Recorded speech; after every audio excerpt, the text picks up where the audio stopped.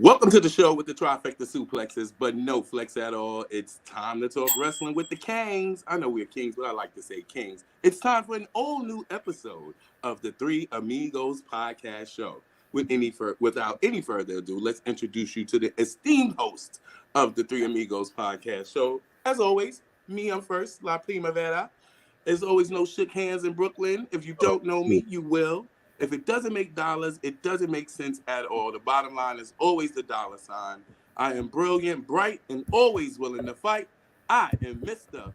Brandon Dog. Yeah, man. Thank y'all so much out there in the live world for tuning in to us. Make sure that you are here on our YouTube, checking us out. Make sure you like, you subscribe, you share, you do all that good stuff. You comment. We love it. We want to hear the feedback. But moving on to our second suplex, we're going to move on, hailing originally from the livest borough, Flatbush, Brooklyn. He's the meanest on the wheels of steels. He's the voice of the turnbuckle talk and the realest on the turntables. Fix your face. He is the Panamanian God. He Not Hulk Hogan. is the Messiah King. Yes. May not be here for a long time, but we definitely gonna have a good time.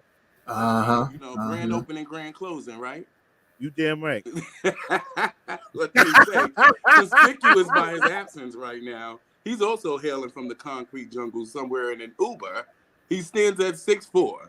He's lyrical, miracle, hopefully spiritual, criminal, minimal, bare minimum aluminum bars. He is our reigning Bruno Sammartino, 10 times NPWA, that is the National Park Wrestling Alliance champion. He is Big Daddy Cool Sour Diesel. But he's currently giving regular and premium because he's not here. Last but not least, this is the Three Amigos show, but we're also the Four Podsmen. We're a lot of things. It's the fourth suplex, even though there's three in the Three Amigos, but that's okay, right? More the merrier. He is the genius. He is our very own Storytime Ninja. He talks a little greasy from time to time, so that makes him a G. I want y'all to holler, because he is unapologetically a Grenadian scholar. Clap it up one time, y'all, for Masquerade Cam. Okay. That was good. Okay.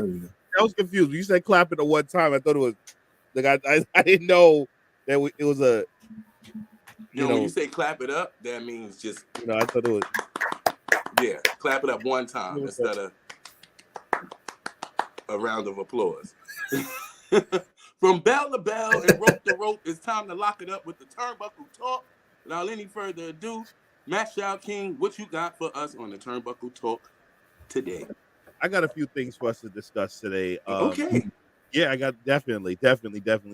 Always ready and always prepared. That's what they call me. Now, nonetheless, okay.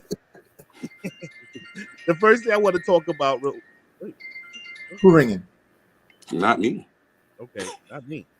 All right. Nonetheless, the first thing I want to talk about is number one. Believe it or not, people are interested in possibly seeing The Rock become the president of the United States.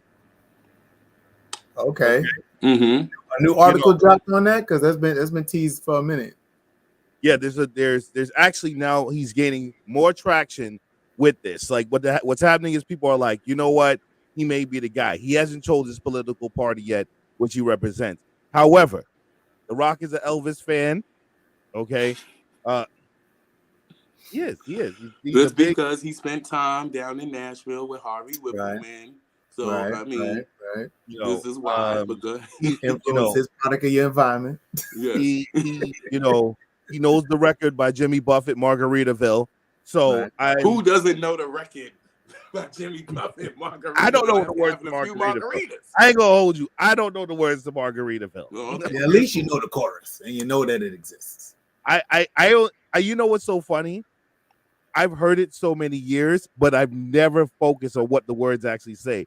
I know it says whisking away in Margaritaville. That's all I know. Mhm. That's literally That's what I enough know. to know to That's sing enough. along. That's enough. Do you know Snap the up a word to bottle use top whenever you or don't know the snap up words a to a bottle song? pop. I don't know, something like that. What? Do you know the words to use when you do not know the words to a song and you're lip You just make syncing? your own shit up. No, you watch this. Watch this. It goes with every song. Well, okay, I know that's right. It's But here's the thing. watermelon. So if you Here's the sing thing. any song and you don't know the words, you just Listen, can I add tempo. sing this? So you know the song by this has nothing to do with anything. You know the song by Cheryl Lynn, Encore? My favorite song.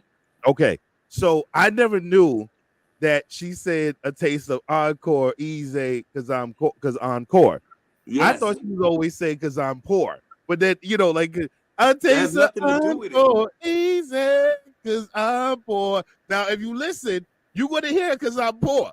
But it's actually saying because Encore. So for like 30 years of hearing that record, I swear to God, I always thought it said, because I'm poor. I But love that. So no, Encore. That's my yeah, shit. Me and my brother, shout we out to love that Cheryl Lynn. song. She's still alive. Shout out to Cheryl Shout Lynn. out to her. So anyway, I'm thinking he's going to lean Republican. I would be mighty surprised. And you know what? If he does lean Democrat, obviously, I would be very happy with that. But if he's leaning Republican, I would see that more for him. One, he's in a very higher tax bracket. You know, he knows how to whisk away in Margaritaville, and I just I don't see this being a I don't see him being a Democrat. However, much like I wasn't a fan when Trump got elected, I'm not a fan of people that are celebrities being the president of the United States. All right, random thought. I mean, well, we talked about it a little bit earlier this week when you said, was The Simpsons relevant? And no, they did not predict that The Rock would be the president. However, comedy did predict a lot of other things. And we did know that in the near future, we would see celebrities as current presidents. I don't know what party The Rock would go for anyway, but I could see him being Republican. I can see old Stone Cold fans, people who never really liked The Rock and wrestling, being like, I knew that nigga would be a Republican. Not that being a Republican is a bad thing. Right? Not saying Whatever there's your anything party wrong with it. is, whatever you feel like your views are, you're more than welcome to that. However, I am interested to see what his points will be. I think he's very charismatic. I guess we would have another, like how we had Barack Obama when it comes to The Rock. I'm looking forward to seeing the speeches. I'm a WWE fan, so he would definitely have that already. He's good on the mic. He's good on the improv. He's definitely great on the mic. He definitely could sell. I mean, aliens could be attacking, and if they do attack, at least we have The Rock, the helm. You know what I mean? Helping us fight if he does win. But Imagine at the end of the. Okay, I'm looking forward to see what he has going on in the presidential race. We're getting closer and closer to 2024. So let's see. Stranger things have happened, like Trump. You are imagine at the end of the State of the Union, you go, if you smell what the president. He's gonna go loud.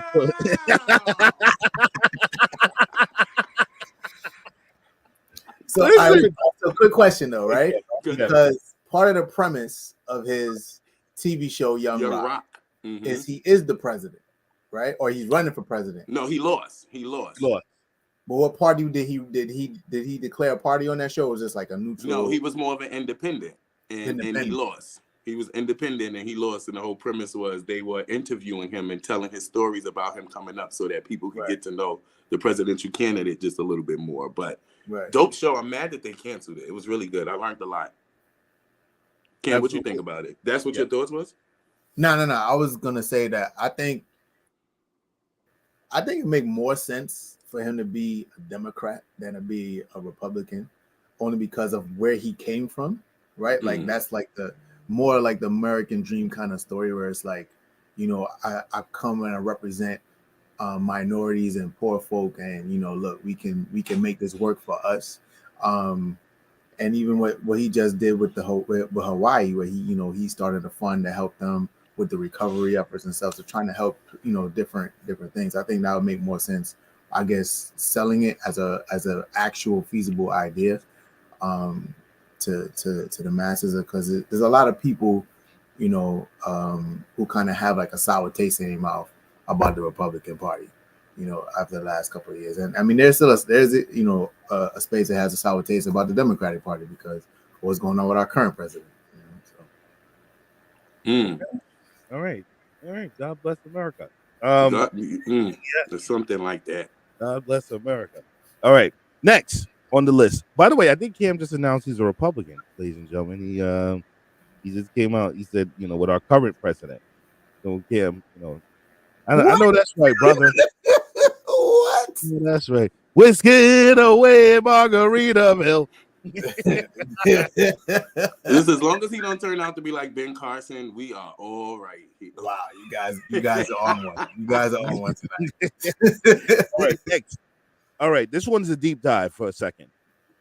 Vince Russo is called out for being a fraud who never knew and never cared to know about the actual business of professional wrestling.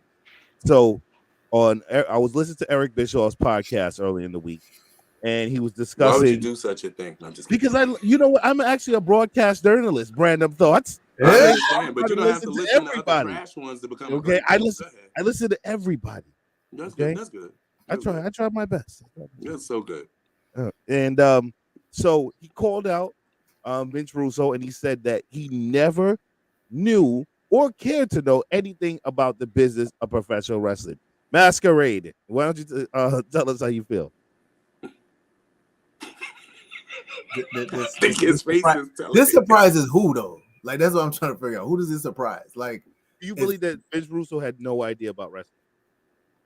I feel like Vince Russo, after he learned what he could learn on how to make things work in his favor, stopped caring about wrestling. Not that he didn't know, but he just stopped caring about what was best for the fans and just kind of just was more or less booking things how he wanted it because he's on an ego trip type of thing. Like how the reports, came out, because I'm a kid back then, so I don't really know what's, Vince in real time what Vince Russo's like steps were, but after going back and looking it up and reading up about it and hearing other people's testimonials, he was a bit of an asshole. You know what I mean? So I don't think this is new news. I think the fact that somebody decided that they were just gonna flat out state, like, okay, officially, like, yeah, he didn't know what the hell he was doing. It makes sense, but it's not surprising. I'm trying to figure out 25 years later, why the hell are we still talking about Vince Russo? I'm trying to figure out how's he managed, if he keeps coming on and saying stuff and talking, and we keep bringing this man up. We understand you turned WWE during the Attitude Era. You were partially in part of making it the Jerry Springer show. That's where you got your inspiration from, like as if it was original. We understand that you can't stand Vince McMahon and you bitter and you don't want a job. We get it. Bro. However, no shit, Sherlock. Look how you wrote the product, as my man said. You knew nothing about wrestling, and that was very okay. We have wrestlers, right? We have writers who are a part of wrestling right now who knows nothing about product. WWE actually looks for people who are not really that much fans of the product to write the product. So you don't need to know professional wrestling in order to be a writer. You just have to be a great writer that tells really good stories. Yep. Yep.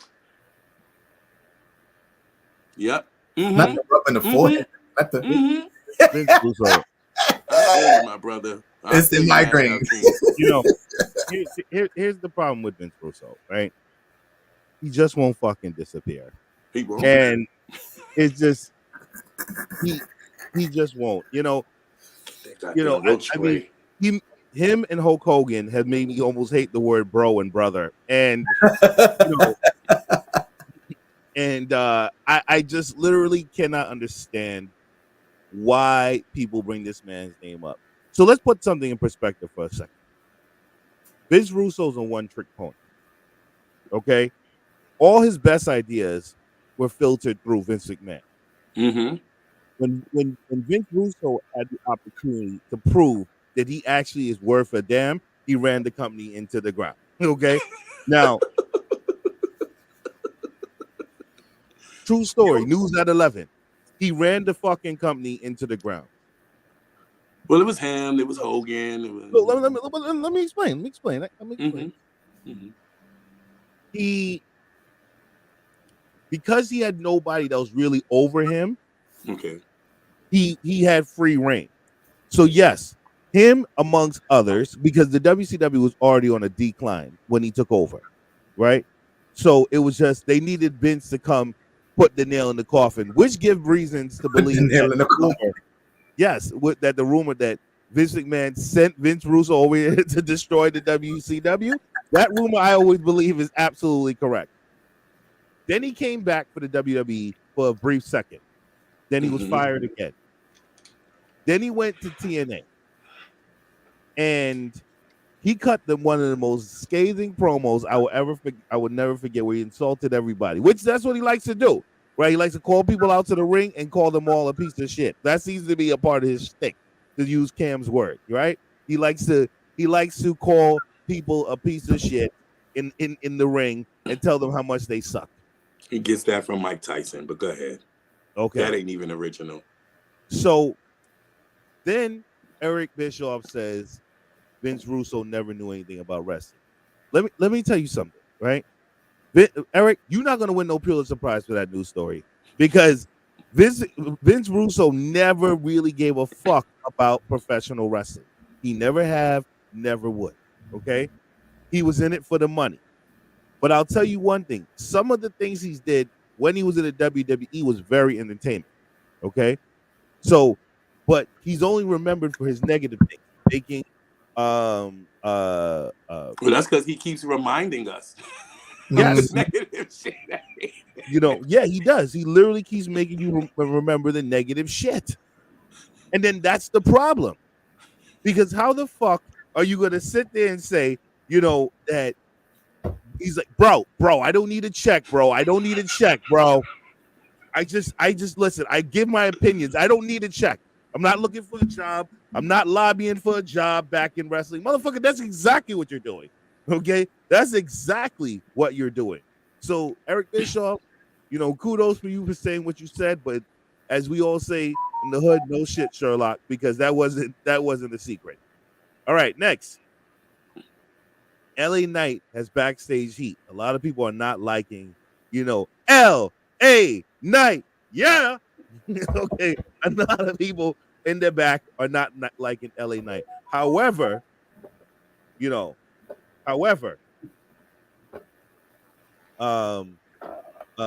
Booker T says, as long as the boss is like you, you're good. Random thought. Well, first things first was, as I said before, I wasn't completely sold on LA Knight, but I do remember after one of the premium live events when Papa H was talking, Triple H was talking, and he was talking about LA Knight not realizing that his time is now. And for somebody who had to scratch and claw for so long, he could have survivor's remorse. He'd been through a lot. So his attitude, he might not necessarily believe that how he is amongst his peers with people who are there, who might have been there for a long time, are now opening up their arms and receiving and accepting him. We don't know what the actual backstage bureaucracy is. However, I can see a lot of people who've made it in WWE and in professional wrestling are not always known to be the best people. I mean, we've been spoiled with the John Cena's as of lately, and where people talk well about Roman Reigns with being a backstage general. Everyone doesn't need to be like that. We love Stone Cold Steve Austin. He's on almost everybody's Mount Rushmore. He has not always had the best attitude backstage. We love a lot of people who might not have a great attitude when it comes to how they are amongst their peers. Is it wonderful to try to make things move smoothly? Yes, as you have to work together and spend a lot of time on the road, but you don't need that. All you need to do, what Booker T really be saying? It's about signing checks and something. I forgot how he says it, but some type of he says a lot. He says a lot. He says a lot. He does make sense sometimes. Statement that says black people that's back what it's 20 about. years. If the audience love him, if his merch is moving, if he's out there entertaining the crowd, if he's the first one there and the last one to leave, whatever. Give him his nod. I'm not surprised though. I can see him being a jerk off. Yeah. Next. Yeah. That's you, Cam. I'm not sold on LA Knight either. I don't really like him. I'll give him props for this. He's finally got his boots and his ring gear matching. That's been a pet peeve of mine about him for a hot minute. I'm like, bro, why don't you wear the vest that matches your ring gear and your shoes matching your trunks? Like, why is your joint mix match? Like, it don't make no sense. You know what I mean? Because like, he had an attitude with the seamstress, probably. That's why. They're like, or you gonna go out with these boots that don't match? She said, "Well, fuck you. I ain't finishing that." Yeah, You see, exactly. Sandra went over to AEW. She said, "Fuck you, I ain't making the boots mad." Nope. Fucking Sasha Banks' husband, like, fuck you. I ain't finishing your boots. You going out there looking like that. Exactly. Yeah, like you said, it doesn't surprise me that he's getting backstage heat. He doesn't really come off as a friendly or jovial kind of guy to like be all buddy with. But that's cool because there's a lot of wrestlers that have had mountains of success and wasn't really well liked outside of maybe their own little clique. You know what I mean? Brock Lesnar is a perfect example. He didn't get along with a lot of people. He admits that he's not a people person at all. But when he gets in front of the stage, when he comes up from behind that curtain, he turns on and he does what he got to do. You know what I mean? So I think Hogan said that him and Brock Lesnar are best friends. I bet they are. I bet them niggas are. He said that. I bet you. But I don't know how that's gonna work out because Brock Lesnar's real best friend is Shelton Benjamin. He's a fucking godfather to their kids. So right. I don't know how that works out with the whole nigga word. But I wonder how Thanksgiving is there. I'm trying to figure this whole thing out. Hilarious. Yo, I'm about to have a best friend. What up, Big Daddy Sour Diesel? What's up, bruh? With your Bass Pro Shops. Good evening, gentlemen. How are you? Can I be heard? Talking about LA Knight getting a bad rep backstage. You know what? Here how I feel about that. I hate to hear those. We're still talking about factions. That's what's up. Or Undertaker, somebody. I'm sorry, what? Yep. You don't hear the motorcycle? I'm the only one hearing it? Nah, I heard it. Okay. It sounded like a Kawasaki though. I hate when we hear these stories about who has heat or anything that goes on that take place backstage, right? We shouldn't be privy to what's happening backstage. Me as a wrestling fan, the casual or the hardcore wrestling fan, I don't give a fuck about what happened backstage. Just show me what you got in the ring. Show me the talents there. I'm not supposed to be privy to what goes on back there. So whatever goes on back there, keep it back there. But I do hope that this is not true. I will hope this to not be true. I mean, I feel like that's just coming from a place of jealous of other jealous talent that's in the back. LA Knight is one of those guys who quickly rise to the top. He's the cream of the crop, and the cream always rises to the top. And that's what he's doing. You know what I mean? That's just a story that's probably being. Wait. Are you cutting a promo for LA Knight right now? Because I think he paid him. I think so. Yeah. Yeah. I mean, look. 1 year ago, he was Maxwell Dupree. Right? Like Dupree. Like it was. I mean, it's pretty remarkable to see the turnaround. You know what I mean? But at the same time, I'm just not with it. I'm just not with it. Well, let me say this. I don't know about the jealousy part. I hope that he's not a flash in the pan. I hope he's not. I hope he's not a flash in the pan. You mean like a Mr. Kennedy? Yes.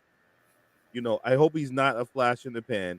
And I just hope that it actually works, that it works itself out. Because as we learn, when the back don't like you, they'll figure out a way to get rid of you. Okay? They will figure out a way to get rid of you. Yeah. Okay. They will definitely figure out a way to get rid of you. All right? Because then the group burial happens. Because as much as we talked about John Cena John Cena has gotten rid of a lot of people out of the WWE. Okay, Alex Riley, Mr. Kennedy, Mr. Kennedy. Mm-hmm. amongst others. So if I they thought don't Triple like, H did that. I thought Hunter Hearst Helmsley was the one that but it got rid of him. started with John not liking him. So, Okay. and if the Golden Boy don't like him, then you out of here like last year. That's just what it is. You know what I mean? Okay. Next on the list, this one I got 3 stories about this same guy. Okay, three different stories about this same guy. And you know who? And y'all know who it is.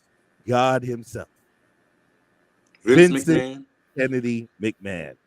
Oh Okay? boy, here we go. Another I hate got story by Mash Out. It's not a hate story. It's not a fucking hate story. So wait. Before we get started, is it 3 separate stories, or is it Yes. 3 So, articles? or is this the third story to the second story of the first story of the reason why you don't like Vincent Kennedy McMustache? Let me tell you something, Regis and Kelly. All right, if y'all just shut up and let me do what I'm doing here. All right. They haven't been together. Okay. Anyway. All right. Story number 1. All right. Vince McMahon. This is a positive. This is putting money in his pocket. Okay. Vince McMahon sold 8.4 million of his shares back to TKO of the TKO stock. All right. The story, So I could run through the stories. Y'all want I could run No, through. let us know because you're informing us. All right. So he sold his stock. Okay, that's number 1. Number 2, he squashed his beef with Dana White from the UFC, and he actually helped. They were next to each other in pictures. That was okay. Yes, and he helped put together the UFC event. All right, in Saudi Arabia. Mm-hmm. Okay, and number 3, TKO is saying that they might have to fire Vince McMahon for unprofessional conduct that he did last year in June 2022. So you guys pick which one. But wait, before the acquisition? Prior to the acquisition, correct. So it's not like they didn't know, right? Like, no, they said he was a risk factor in the TKO SEC filing. That's what they said. Then like sometime last week when they was going over what is it that you businessmen such like yourself do Mash Out when you got to go over the quarterly finals and all of that thing. So it was noted. They said some things about Vince that he is a risk factor and they can lose money beyond him. From all of the things that he has with the allegations thus far. Okay. Yes. Any thoughts? Well, basically, any of these outcomes could directly or indirectly have adverse financial and operational impact on the business. Is how they actually felt. That was the words that they used. And normally, when we all know, even whether you're at the top of the helm of knowing business or not, when higher ups and managements are having conversations like that, it's normally the next move is to you ship up or you ship out. And at this point, Mr. Kennedy McMahon, is too late to ship up. So it might be a ship out situation. Yeah. So that's my opinion on that. No. I think y'all really missing the big picture though. Y'all missing the big picture. I'm gonna tell you what it is that y'all missing. When the allegations happened, he had gray hair and no facial hair. Okay. All right. This is a totally different man. All right. Mm-hmm. The jet black hair, the mustache. This is a totally different person. That's not even Vincent Kennedy McMahon. That's just Vince. Okay. Maybe it's Mr. McMahon. Mock mustache. Get it? It's Vince from Miami Vice. That's your opinion? Yeah. Okay. That's exactly what happened. That's what the thought process was. It's a totally different guy. Like, All right, What I is just your want thought? I just want to say they Hold brought on. this man back to work this deal out. But All right, that's why they brought him back to work the deal out. You Right. know, to make everything work, to bring in, Ari Emanuel and things like that. Now they're like, it's time to get the fuck out. Yeah, I what? mean, like Hey, thank you when for they your said little that company. they would never Yeah. want to really Huh. run the company without Vince. I thought like that's a little BS-ish, right? Like they were just saying that just because the deal was just sealed and the deal was just done. But I'm like, eventually you're gonna have to do this. You're gonna have to run this company without Vince. So it's like, yeah, it's nice that to have him there to seal the deal and make the initial deal happen. But there's going to come a point in time where you're gonna have to move on without Vince anyway.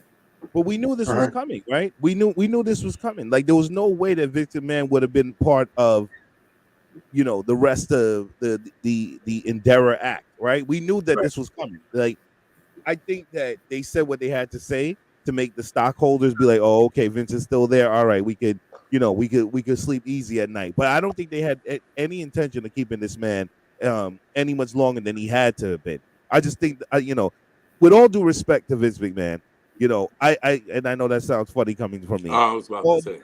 all due respect to Vinny, is Penny Mac. it may be time for him to, pack it up. It's like time for him to Really pack it up. retire.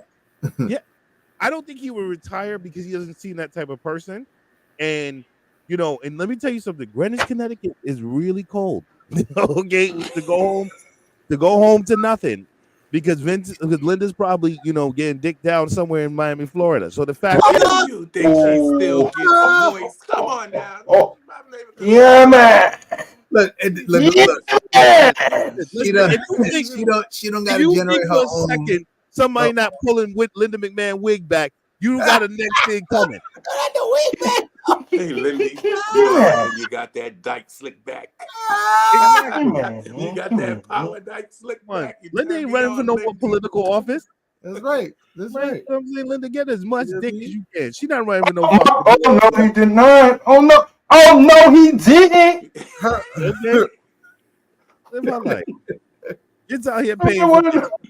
Okay. So want to know about no Linda McMahon getting no dick. I'm not telling you to sit there and have a visual now. I'm just saying at the same token, too late. you think Linda late. McMahon not out there with some Too late. young tenderoni? That's what you thinking? Tenderoni. No, hold on. She with a fucking Zac Efron, huh? Not a tenderoni. Exactly. No, she's with Madcap Moss. No, she needs some She's with Efron in her Riddle. system. She saw them Riddle pictures. That's who she with. Oh, they fired you too? Come on over here. I saw you, Riddle, looking like a boy toy. That's who she with. Oh man. You know what I'm saying? Just your boy toy. Boy, I don't know. You know what? Nah, she's probably gonna get herself a sexual chocolate. I don't know, man. I don't know. Linda look like Mark Henry. If it ain't Oh white, wow, that would be ill. That would be crazy, but And then give birth to a hand. Wow. That you won't name Shane. Okay.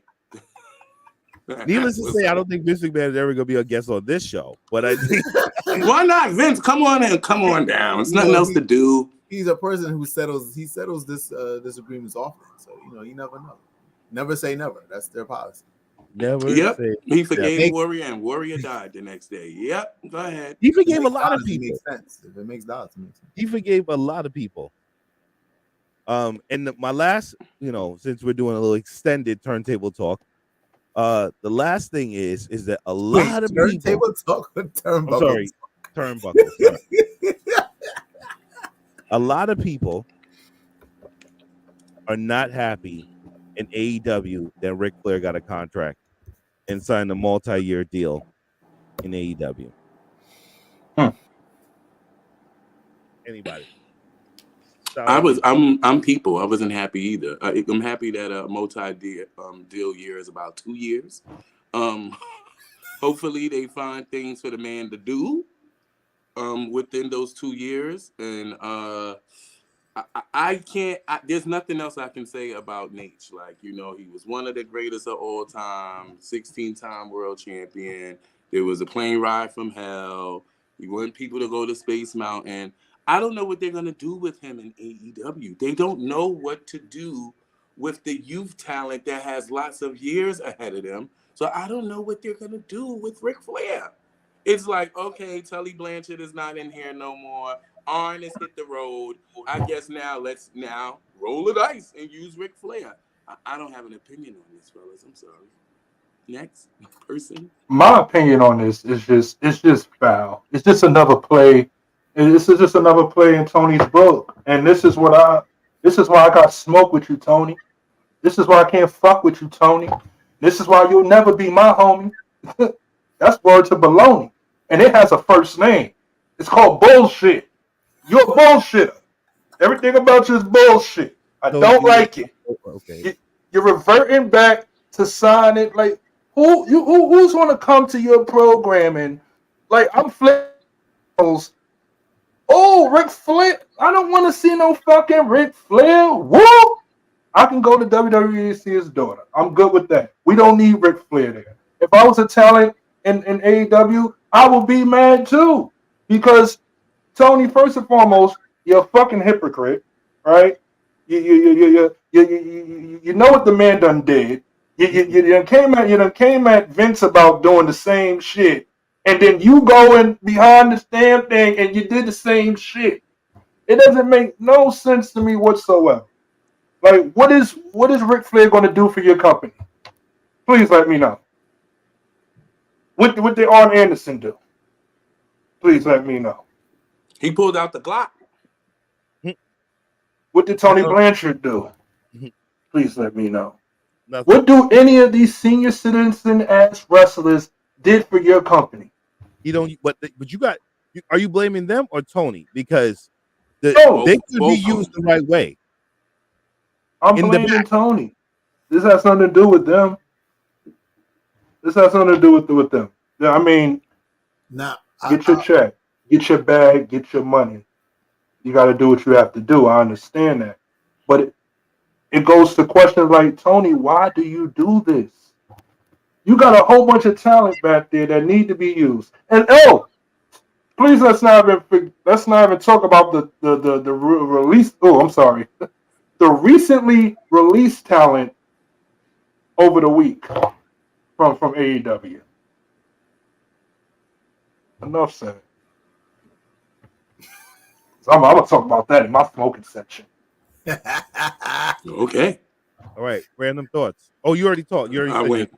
Yeah, it's on me. It's on me. Yeah, so I mean, I'll be honest.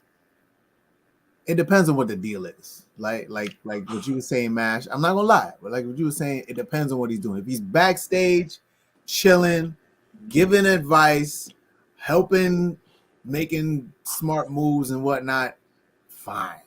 But we all know Ric Flair. He's a camera whore, right? He's a glory hog, right? He wants to be on screen, right? He wants to be taking up TV time. He wants people saying his name. He wants to hear his music. He wants everybody going woo, right? And I think there was a clip or an article that said he doesn't mind dying in the ring. Nobody wants to see that but Ric Flair, right? So if Tony Khan should never let him talk him into taking a bump or getting in the ring at all, right? Like if he's gonna come out as a manager, let him come out as a manager, manage somebody or whatever. If he's gonna be on camera, but his role should strictly be just in the background. That's it. I feel bamboozled. I already know what Tony's gonna do. He's gonna line Jay Lethal up with Ric Flair, do the TNA thing again, reinvent that. That's what's gonna happen. It is. I feel bamboozled. This was about Sting retiring and him getting a gift from Tony Khan, and the gift is Nature Boy Ric Flair, and now we ended up with a goddamn multi-deal. I feel bamboozled. I feel shared. You know. Well, this isn't. Where the hell is Clarence Mason? Where is Clarence Mason? This is the reason. It's a gift for everybody. The reason why he signed the multi-year deal with them was for the his energy drink that we spoke on this like 2 shows ago with Ric Flair on the reason why AEW signed him was because of his stupid ass energy drink. I said energy drunk. The energy drink. It's an energy So, drink. Let me say this, right? Um, here's the thing. I don't know why we would sign him to a multi-year deal because who knows if he'll be living in the next few years. I didn't want to say that. So I don't know. I didn't want to waste the money. I don't know about wasting the money. However,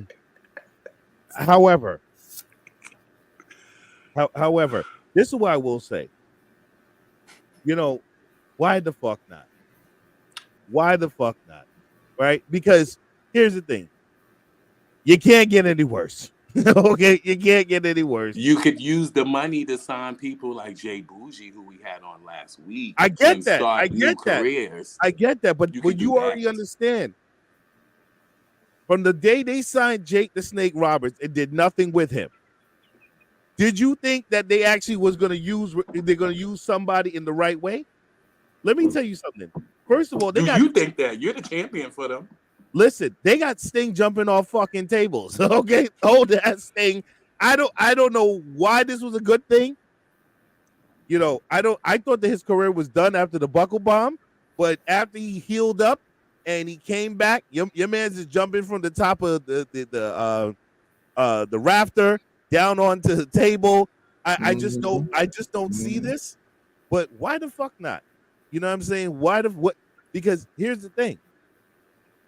Tony thinks that these things are going to bring eyes to the product, and yet again, you know, if I don't want to talk about the numbers on Dynamite for ratings and inside the arena, but it was abysmal. But Tony Khan also said in the interview, "This is the best time for AEW." That's what he said. He said, "This is the best time for AEW." is AEW still in that new era thing that was supposed to happen, or did they forget about that? I think Remember the new era? They had to move on. It was, you know, they had to move on. Keep up, Sour Diesel. Keep up. They moved on from that. Yeah. But it never happened. That's why he can't keep up, because the new era never happened. That fitted never got put on. There was never a new era.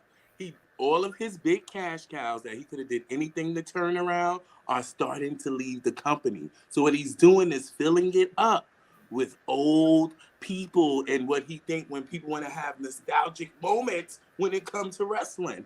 That's what's happening. That's what we're witnessing. Listen, here's the thing. You know, the man knows what he's doing.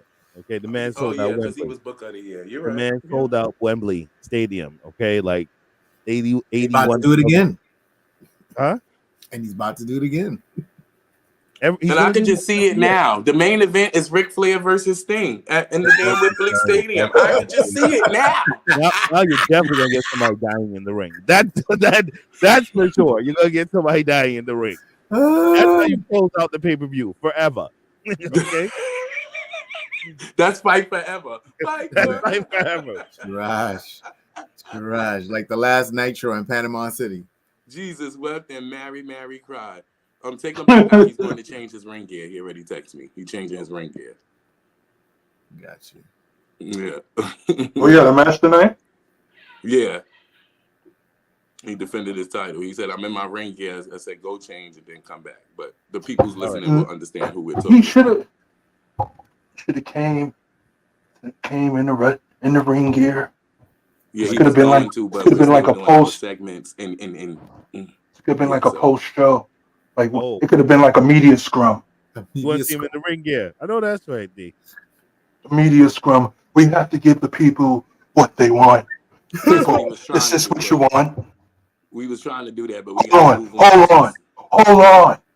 Wait a goddamn minute. I say, knock. Who is it? Oh, it's just my championship. I'm a champion, goddammit. I am a 10-time. 5 times 2. 5 plus 5. The math is mathing. 9 plus 1. 10 times. Well, with that being said, let's light it up. That's for the turnbuckle talk. With that being said, let's light it up and take a puff. Let's open up the smoking section. Sour Diesel is amazing. I done went from park to park to park to park, and I done put my size 15 up someone's ass. You ever been power bombed off the monkey bars?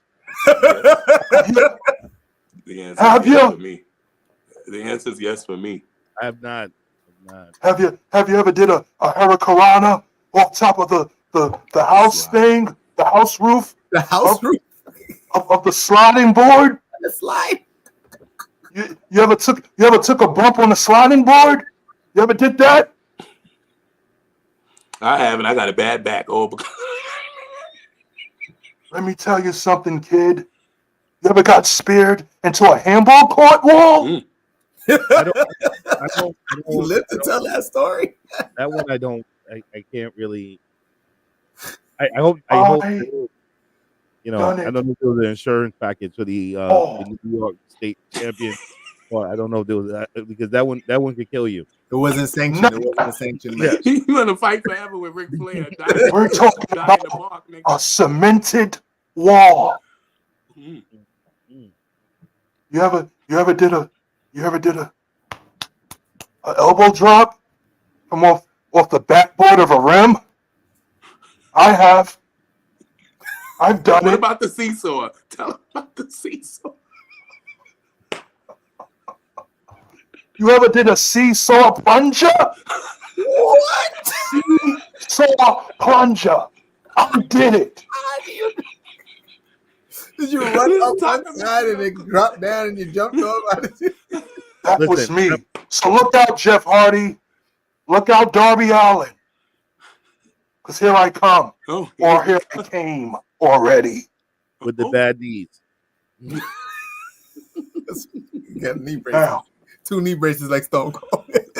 now, ladies and gentlemen, if you're out there, I need you to spark a blunt for me.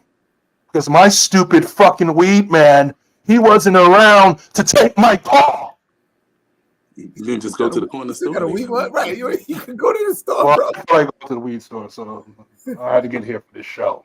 Well, anyway, ladies and gentlemen, You can grow it. boys and girls, I ain't gonna say children of all ages, because I'm no R. Kelly. Okay, but Thank God. so we're gonna get to the smoking session, whatever you want. We can have a session.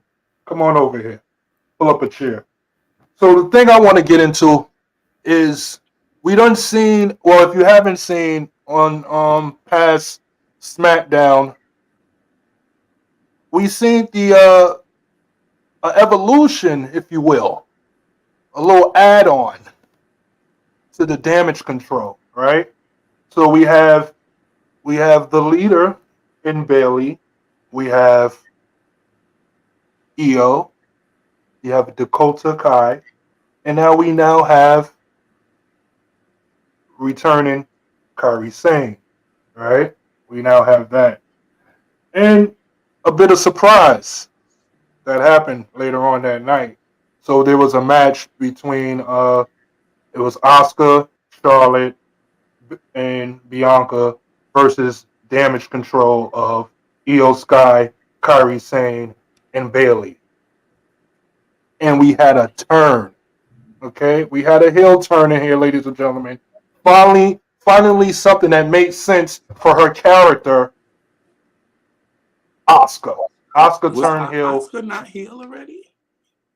We like when Was. Asuka came back, did her whole To fight damage control. when she did that whole thing with the what was her character over in Japan? What was that character that she had? Kana? Kana.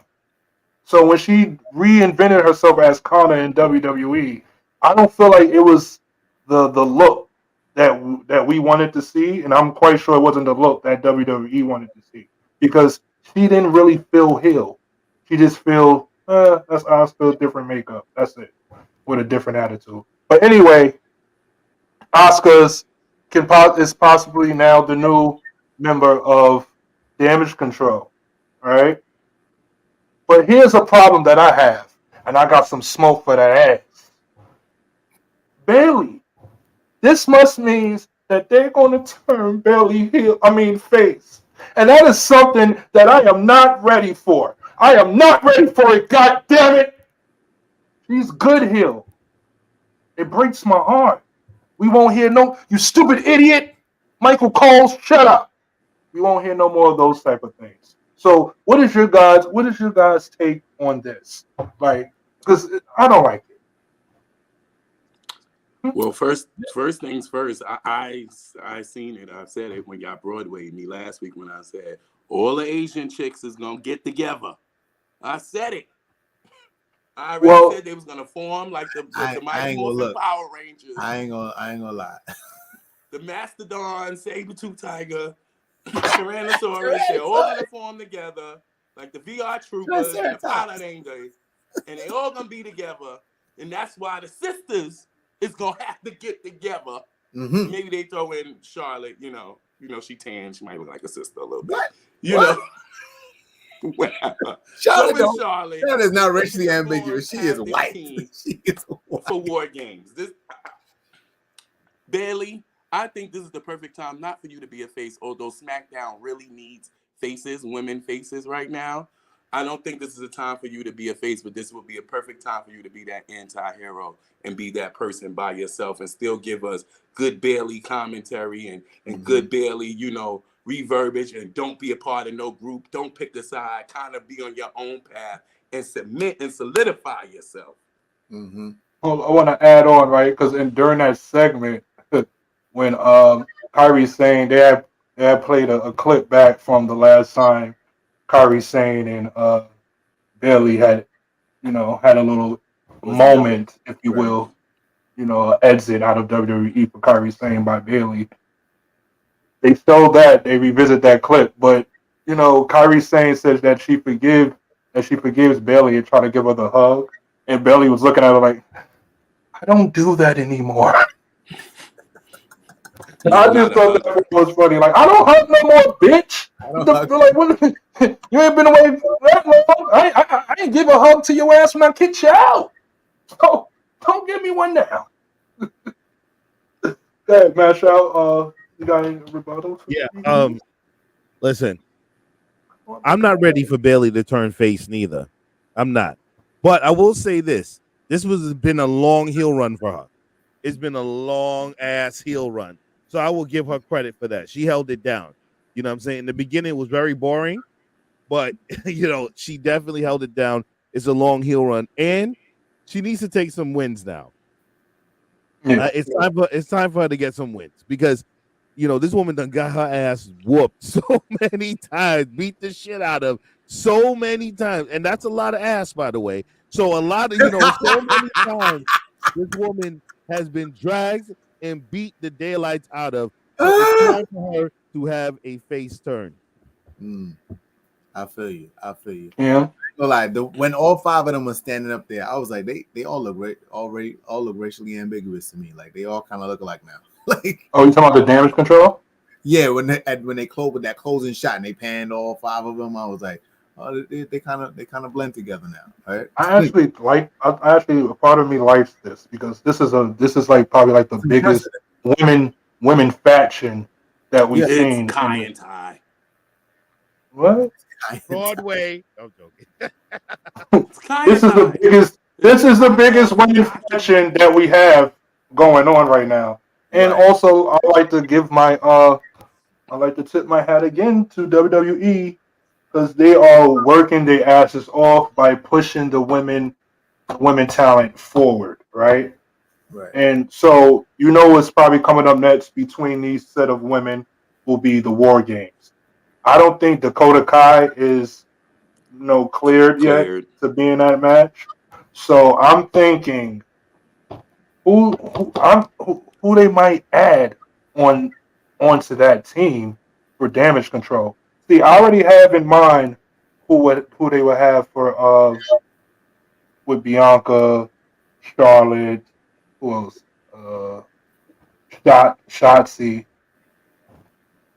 They're saying they might bring Becky down, put Becky on SmackDown. So Becky might be involved in that. I don't want to see that. But I'm thinking, my guess, Mia Yim. I think they might put Mia Yim in I wouldn't that. trust Shotzi Blackheart and Mia Yim. If You know I was what? them, Broadway plays are good for I me. wouldn't trust them. Shotzi and Nah. Mia Yim, I would say y'all have that little connection, Mm-hmm. Oh, and I wouldn't trust it. What I would trust in is that B Fab has been in the training facility. I would as my trust good, as the good person on my shirt would say, Jay Cargill. I would you know, trust. Let me tell you, why you got to be starting something? I would trust. These are the people I would trust because there's a lot of Hilarious. people stabbing each Got to be other in the back. starting something. That's who I would trust. I wouldn't trust that Mia Yim, Me Chin. Meechin. I did, and I wouldn't It's the trust Shotzi. stupidest name I've ever heard. Her Meechin. Yo. hatred for Bailey So is so deep. I wouldn't I trust want to it. go. I know I that's want to right. get into my Nets. I want to get into this Nets. Hey, I'm gonna pass this blunt to you real quick. 'Cause, you know, got hit. It's a cipher. So pass that back. All right, come back to me. All right, totes blunt. Mm. Asterisk. Exhales. It's, So to piggyback off of the conversation that we were having earlier on about AEW and Tony Khan and his decisions, I was talking earlier on about some released superstars, and Mhm. I never thought that I'll see the Triple B leave WW. I mean, oops, sorry, my bad. The Triple B leave AEW. Oh no, I'm not talking about MJF's title. I'm talking about the talent of Butcher, Blade, and the the Bunny. Hmm. They were released from AEW this past week. They did not re-sign their deals. Yeah, they did resign their deals. So AEW and these talents just decided to part ways. Now, my thing is, at a time like this, you don't want to release any stars, no talent, would you? them ain't the We stars. listen. It doesn't Now even none of matter. them bees is the stars. It doesn't even matter. They wasn't even a star. And people said that about Brian Pillman Jr. He wasn't a star, but his No, they ass got said that released he from couldn't hold Brian AEW. He Pillman. went to WWE, and he's about to shoot up. Okay? Okay. And I don't mean ropa dopa. Okay? So, I don't think it's a perfect time for AEW and Tony Khan to be releasing stars. You just Like, said the this other is, week. we listen, we have TNA coming back in January. You have NWA on the no, that deal done fell through because they want to sniff coke on television. Tony Khan, if you're interested, I hear they're hiring. Go sniff coke. So, and then you got WWE that's doing their goddamn thing right now. So right now is not the time for you to be releasing stars. Like you just signed Ric Flair to a multi-year contract, and then you have three people released. And I'm quite sure about in coming weeks it'll be some more. So what do you guys? What is your thoughts on that? Here, I'll pass the blunt. I will pass the blunt to Cameron. Here, that's how.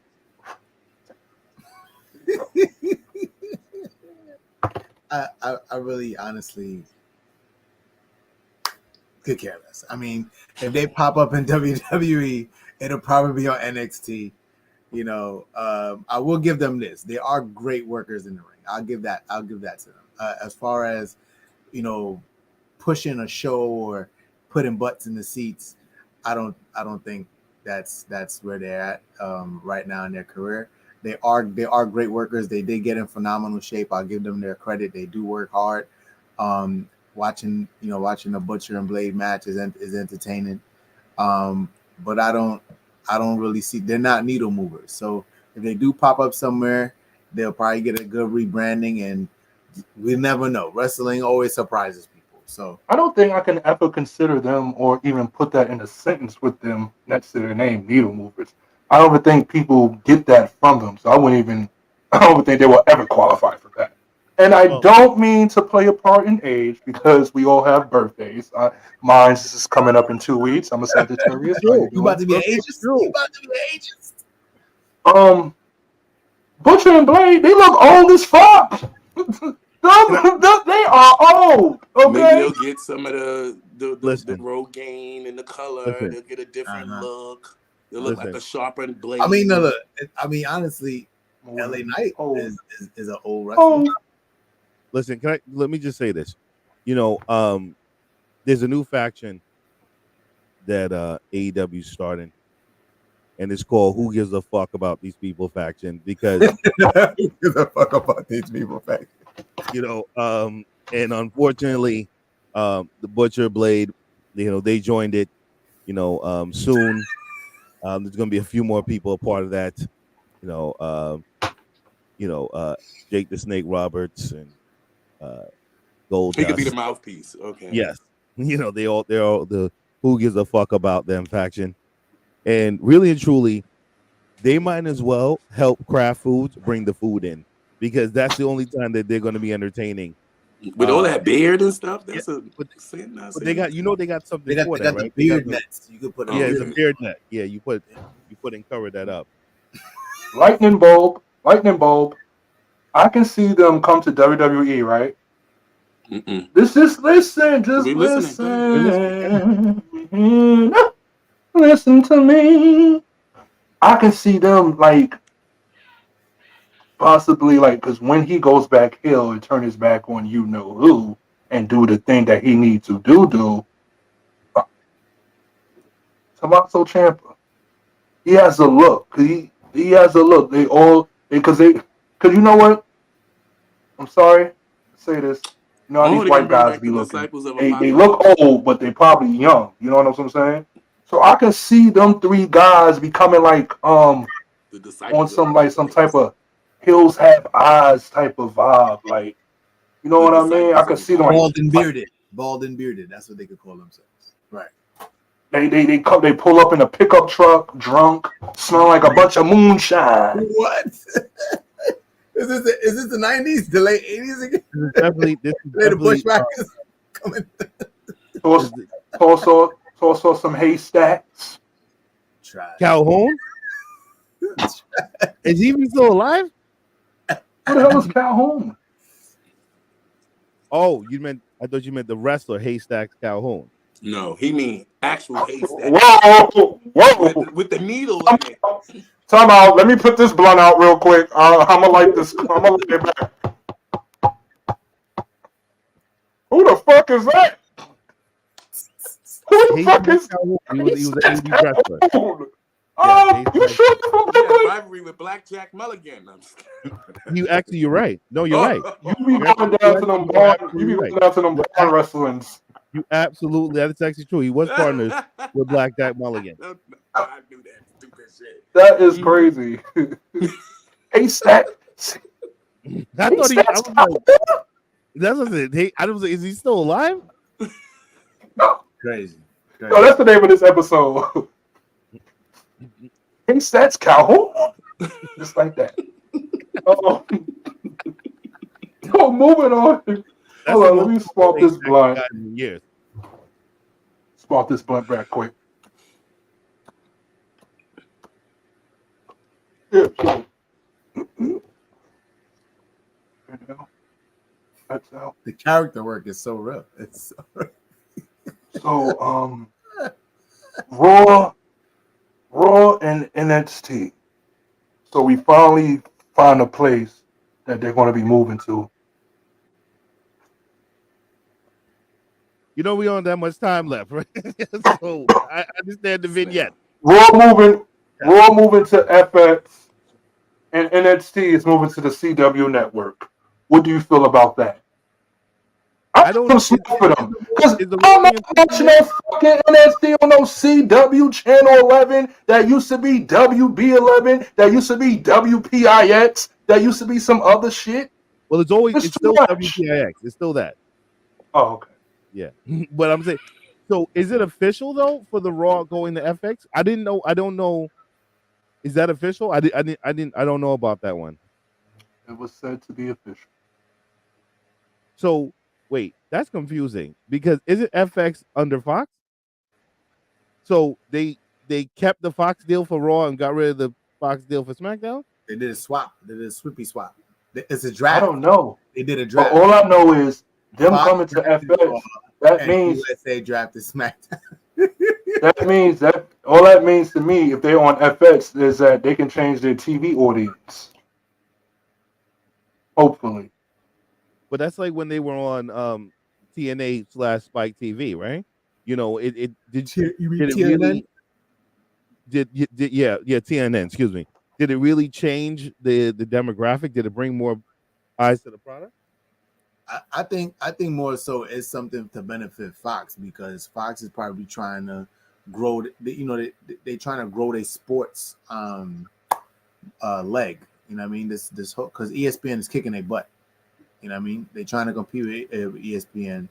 Oh, sorry, you said FX, not FX1? no, I said FX. You mean FS1?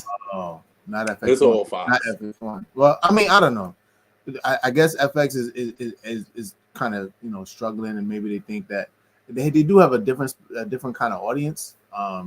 It's more on par with like TNT because they like to do a lot of their own dramas, but they also do a lot of reruns on that channel of like movies and whatnot. So I don't know. What do you mean? FX had Snowfall. It had Atlanta. You know what I'm It had saying? American Horror Story. They got their own originals. I said, but they also do a lot of the movies. I mean, I don't know what's falling apart with the USA thing. I mean, they already on Peacock. You think they already tucked under the Universal network. So maybe there's a TKO.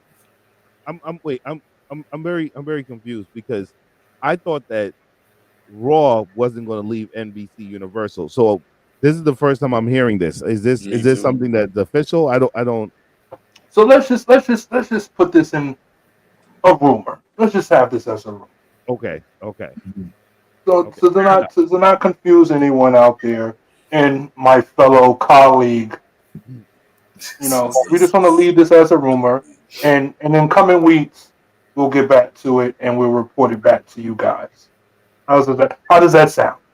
That sounds amazing. That sounds amazing. Okay. Definitely. So I'm about to put this blunt out because I think we're done. You got The one more? imaginary blood's going out. Yeah, I got one more. Let me rewrite this blunt. So WWE and NJPW might be working on a relationship together, Okay. and that is only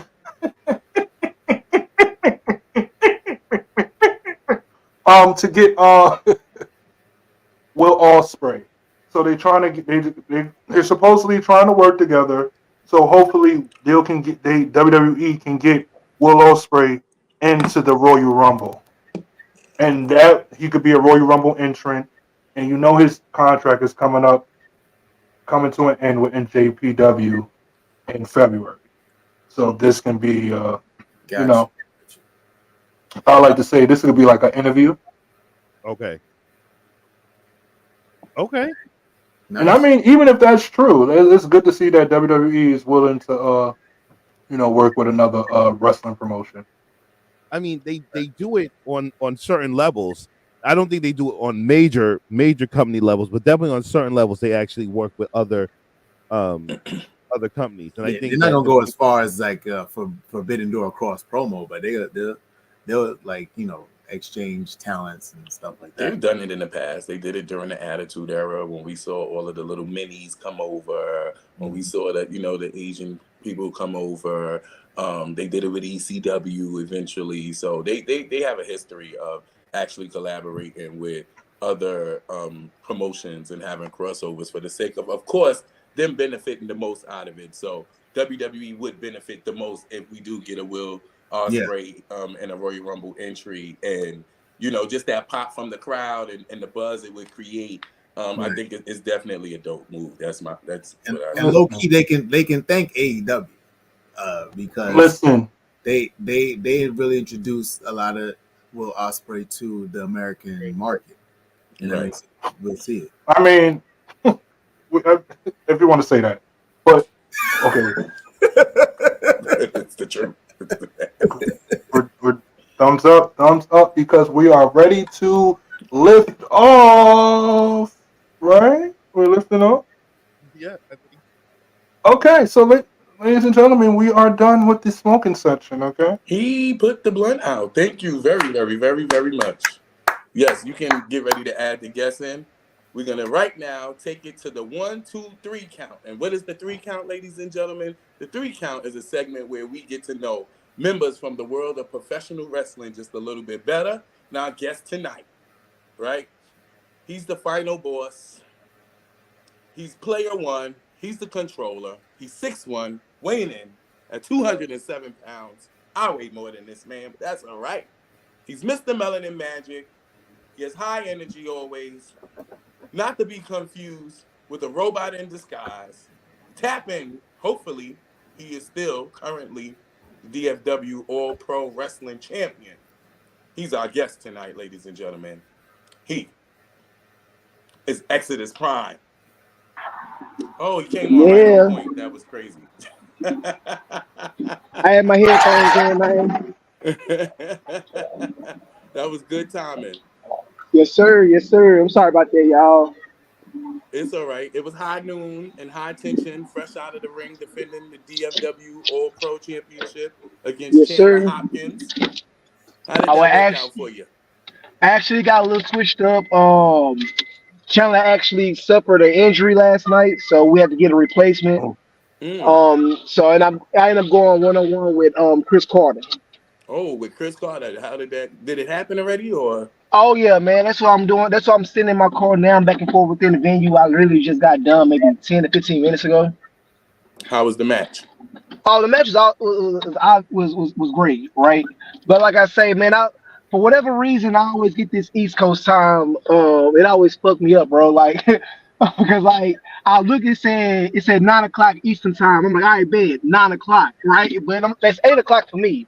Mm. all So right. by the time I really just noticed that shit, like my ass was my music was hidden, and I was sending you guys a message to let you know that my show went kind of late, and that I might have to like come catch you at the end of the show, but I guess kind of worked out anyway. All right, all right. So if you got some time for us, we want to ask you some questions so that our viewers, your audience, can get to know you a little bit more. I'm not sure if you saw the last interview in which that we did with Jay Bougie, but this is the first question I asked him, and I think it's something that's important overall for independent wrestlers and professional wrestlers at a whole. I want to be able to ask you, who is Exodus Prime, and what does he bring to the world of professional wrestling? If you can answer that for us. Man, that's actually a good question. Bro, like Ex's Prime, man, like I try to be as honest as I can, man. Ex's Prime is really just that person that I can't be in the real world. Um, like it's those things that we want to say, those things that we want to do, but we got to be civil, we got to be respectful, we can't burn bridges. So in wrestling, shoot, I can I can say whatever's on my mind for the most part, and it's okay. And it just depends on how I say it. Either you're gonna get a good reaction, you're gonna get a bad reaction. You know what I mean? But X's Prime is just my alter ego. He's a badass final boss. Like he studies. He's a cheat code. You know what I'm saying? That's who X's Prime is. Mhm. Okay, I hear an accent, and you said the times were off from our Eastern time. Where are you originally from? I'm in Dallas, Mm. Dallas 6. Yes, You born and sir. raised there? Oh yeah. Born and raised in Oak Cliff. Okay, okay. Is that the hood?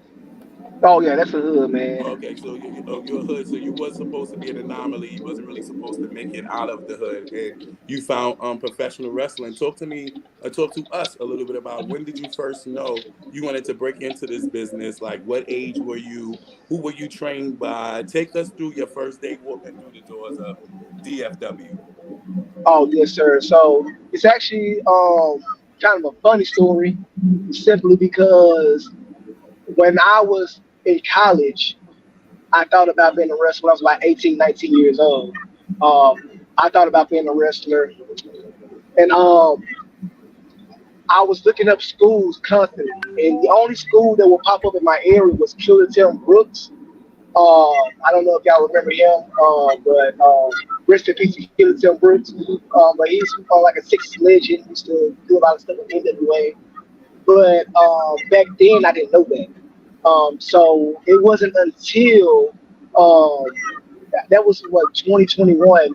I ended up meeting Mm. my ex-wife, and then I just kind of let life take over. And so, yeah, I'm sorry. No. Go ahead, continue. I'm sorry. It must have been an echo. Okay, but yeah, I kind of let my life take over. Let life take over. I met my wife, fell in love. Met my ex-wife, fell in love, and I just kind of like, took on the responsibilities of being the man in the house and being a husband and being a father and things like that. And over the years, I would constantly message different promotions and different wrestlers that was in the area, trying to gauge, which school I wanted to go to. The only reason I started DFW All Pro Wrestling is simply because it was the closest school to me. And when I turned 27, I told myself if I wasn't able to lose 20 pounds in like 3 to 6 months, then I couldn't commit to wrestling. Um, and I ended up losing 50 pounds in 2 months. And so they gave me the motivation to finally shoot for my dreams, to go ahead and try DFW and literally move about 15 minutes from where I live. And if I'm being honest, what really sold me on the promotion was that the owner and trainer and promoter of the was black. So that was sold me on the school. If I'm being honest, and then from there was history. What so now being from the hood, right? How is it Yes, sir. how are you received amongst your peers right now? And I'm talking about the people, from the hood that when they found out you became a professional wrestler. Oh man, they're very supportive, man. Like you're gonna always have people who's gonna hate, especially when it comes to professional wrestling. You know what I mean? Like you always gonna have a certain demographic of people who's gonna crap on wrestling, regardless if you make it or not. But it was at one point I have some wrestling gear that's made in the design of my alma mater, and it was Mm. one photo that kind of got shared around throughout like a lot of people from Oak Cliff. And it was real supportive, sharing it, reaching out to me and being supportive. So I think it's one of those things to where a lot of people expect us to either run the streets or play sports. You know what I mean? So and when I say sports, I mean basketball or football. You know what I'm saying? Something like that. It's not really wrestling or any of the other sports. So when it's just one of those things, they see me doing it and they support it because they like it gives more, inner city black children an outlet. You know what I mean? Okay. What do you like more? Being heel or face? I love being a heel, man. 'Cause like I say, Exodus Prime is that alter ego, the asshole version of me that says the things that can't be said. You know what I mean? That I do things that can't be done. So I love being a heel, telling people how it is. Okay. Okay. You mentioned Exodus Prime. How did you even come up with that name? Being like Oh from the hood and stuff, and that being an I was alter wondering the ego. same thing. How did man, you come up with that name? everybody from the hood are low key nerds. What I'm saying. So it actually came from Yu-Gi-Oh, because I grew up watching like stuff like Yu-Gi-Oh, Pokemon and things like that. And Mhm. so I want to mold my career out of that card Exodius. It had the 5 part. So at Yeah. first it was gonna be Exodius Prime, simply because Exodius is like over my career. I was gonna collect these pieces, like finishing training, winning the championship, getting my body in shape, getting the contract, making it and winning the championship. There's gonna be 5 different stages that's gonna create the 5 different pieces of Exodius, right? Mm-hmm. Similar to Mm-hmm. Yu-Gi-Oh. And Prime just simply came from since I started training towards the later end of my of 27, and I didn't debut until I was 28. I felt like I was going to be at my best shortly. Like I was going to be in my prime pretty soon. You know what I mean? Mm. So that's pretty much where those two names came from. And before I started training, these guys just told me that Exodius probably was a little bit too long to pronounce, and so they just told me to kind of just shorten it, and then it just became Exodus Prime. Mm, Mm. okay, Got you. Yeah. okay. Well, So playing Mash over Out, the Exodia from Yu-Gi-Oh. I liked it. I Yes, liked it. sir. that was dope. Mash Out asked you, did you like being a heel or a face? But I want to piggyback a little bit on that because whether or not you are a heel or a face, you have this innate energy that gets the crowd behind you. Where does that Yes, energy sir. come from? Where do you draw the Man, inspiration from? man, like I've always been a creative man. Like I said, at least since I was about a teenager, I wanted to be a Power Ranger when I grew up. You know what I'm saying? So I've always been Hopefully, an the black imagine. one. Yeah, yeah, yeah. You know what I'm saying? Like I've always been like an imaginary. You know what I'm saying? Like I've always wrote poetry, write music, I write short stories, I write video game guides and things like that. So I've always been into things like that. Um, so the energy just comes from I've always been a class clown. I've always been goofy. So I literally just take the person that I am. Um, I like having eyes on me, so I just take the person that I am and blow it up. Blow it up in a ring. Pretty much how I am in a ring as far as when it comes to that charisma. Is usually how I am around my family and my friends. Okay, okay. You I think he froze. froze? I think Yeah, he he definitely froze. froze. All right. For those of you listening, he froze. He did say he was from the There you hood. go. Oh, he's back. My That's bad. froze. My, my bad. I just, my bad. I just pulled up to my apartment, so it was connected to my Wi-Fi. Oh, Gotcha. Um, I thought you was in the hood ducking bullets. I wasn't sure. I was just making sure you was all right, Exodus. yeah, no, I'm good, man. But yeah, so that's where pretty much where all the energy come from, dog. Like, it's just how I am, man. Like, anybody that knows me, they know I'm goofy, I'm animated, and I just take that and put it into my character. All right. So you It's talked like about being a creative and being into like writing and short stories. If you right now wrote an autobiography about your life, what would the title of that book be? Just off the top of your dome. The life and times of Exodus Prime. Okay, that's simple. That rhymes. All right, nothing wrong with that. it I rhymes. have a It question. rhymes. And it rhymes with Exodus right. Prime. It All right. sells. It's There gonna you sell. go. It's gonna Now I have sell. a you're a man question of for you, Exodus. like an Afro Latino descent, correct? I'm sorry. I said, are you a man of an Afro Latino descent? No, no. Why you asked that?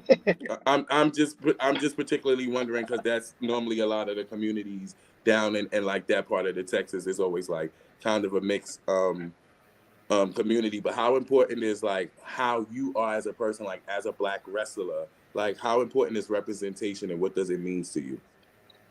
Oh man, representation is very important, man. Like in training, being trained, having a black trainer, black mentor. He's already warned me that like you have to work twice as hard for everything that you're gonna have to do, and you have to watch your tongue and hold your tongue twice as much. So um, I try to I try to always be professional as I can in the wrestling world, you know what I mean? Because wrestling is already chaotic. Right. So, and sometimes, especially on social media, it's a fine line between, a shoot and a work, what could come up as professional, unprofessional. So I always try to like let people know that everything that I do with Exodus Prime is a character. Even the things that blends the lines of real and fake, it's all in the character or whatever. You know what I'm saying? Um, so I try to represent that character so people can separate Exodus Prime, the wrestler, from Miguel Starks, the man. So they can blame it on being black because I'm going to represent you know where I come from. I'm going to always want to show my children, my family, and even my peers that I grew up with and their children. That like we come from a place where people already think that we only have one or two or maybe three choices, right? And Hmm. so we can come from the hood. We can survive that. We can be just as intelligent. If we want to be a tennis player, a doctor, a lawyer, a wrestler, an actor, a musician, whatever we want to be, we can be that. We just have to take the right channels and get under the right people. All Yeah, right, you I like I that. have a I have a Inspiration. question for you. Yes, What sir. was like what was the what was the major lesson you learned since joining the wrestling business? Holding my tongue, man.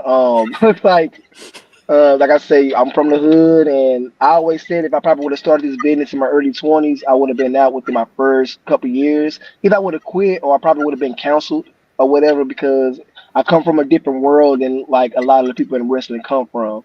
So, the biggest lesson I learned is that just because it's on my mind, or just because it's my opinion, and just because I have a right to an opinion, doesn't mean it needs to be expressed, right? Mm. So, that's that's just wisdom. pretty like what that's the biggest lesson, honestly. That's wisdom right there because And Well, wisdom and a you maturity. should actually lucky follow thing that you up. didn't come up like wrestling in 2019 era because you definitely would have been canceled there because I they were mean, just that was canceling everybody. yeah, that was my infancy. Like I said, I started training in late 2017. I had my first match 2018. So like honestly, when people started getting counseled, that's when I started to thrive, because when people got counseled, when people got scared of COVID, I was like, well, I'm not a piece of shit, and I'm not scared of getting sick. So let's do this or whatever. And so I really just started taking a lot of people's spots, honestly. I just Right, want to if the opportunity was there, I I, couldn't blame you for taking it. Yes, I sir. just want to ask another question. So being in Texas, right? Mhm. Texas is a big wrestling state. Like huge. It's just the lineage of everybody that is Texas wrestlers, right? What does that Yes, mean sir. to you? What do you add into that? What do you add into that lineage of Texas wrestling? I mean, from Booker T to Stone you know Cold. Stone Cold, Stone Button, Cold. Eric, Shawn Michaels, Undertaker. Exactly. Yeah, I get So Texas, it. what I'm saying? That's a big state, and that's a big And shoes for you yeah. to fill. So what exactly are you're adding to? How you adding to that lineage?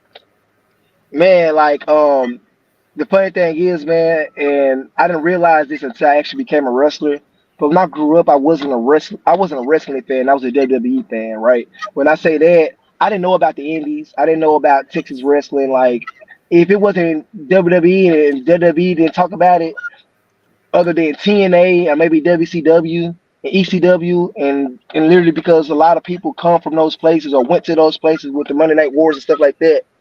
Um, that's the only reason I knew about those things. But like Ring of Honor, New Japan, like I didn't learn about none of this stuff till I was in my late 20s, Mm, early 30s. So when I do realize not only how deep independent wrestling is in Texas, but not only like the long lineage of wrestlers that are from Texas and currently resides in Texas, past and present, and that a lot of peers and fans put me up in a league with a lot of them. It's a thing that I hold very dear. You know what I mean?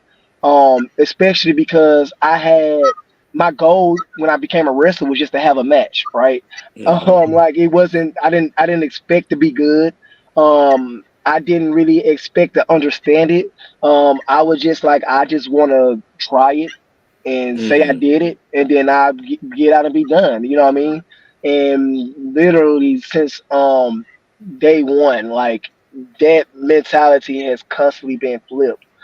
So like I say, it's still surreal to this day that not only the opportunities that I've gotten to, work with WWE, Impact, or going on to TNA now again, AEW, to meet a lot of people who I grew up like idolizing and watching, to share locker room as peers, and then not only that, but for them to give me feedback, to validate the things that other people has told me that I still haven't believed. You know what I mean? right. Mm-hmm. It's a thing that I hold very dear, and I'm born and raised in Texas. Like I didn't move here to Texas. I didn't, I never moved away from Texas and came back. Like I've been in Texas for 33 years, so this Mm. is my home. Wow. You know what I mean? So Dope. Who's the biggest star that you've met?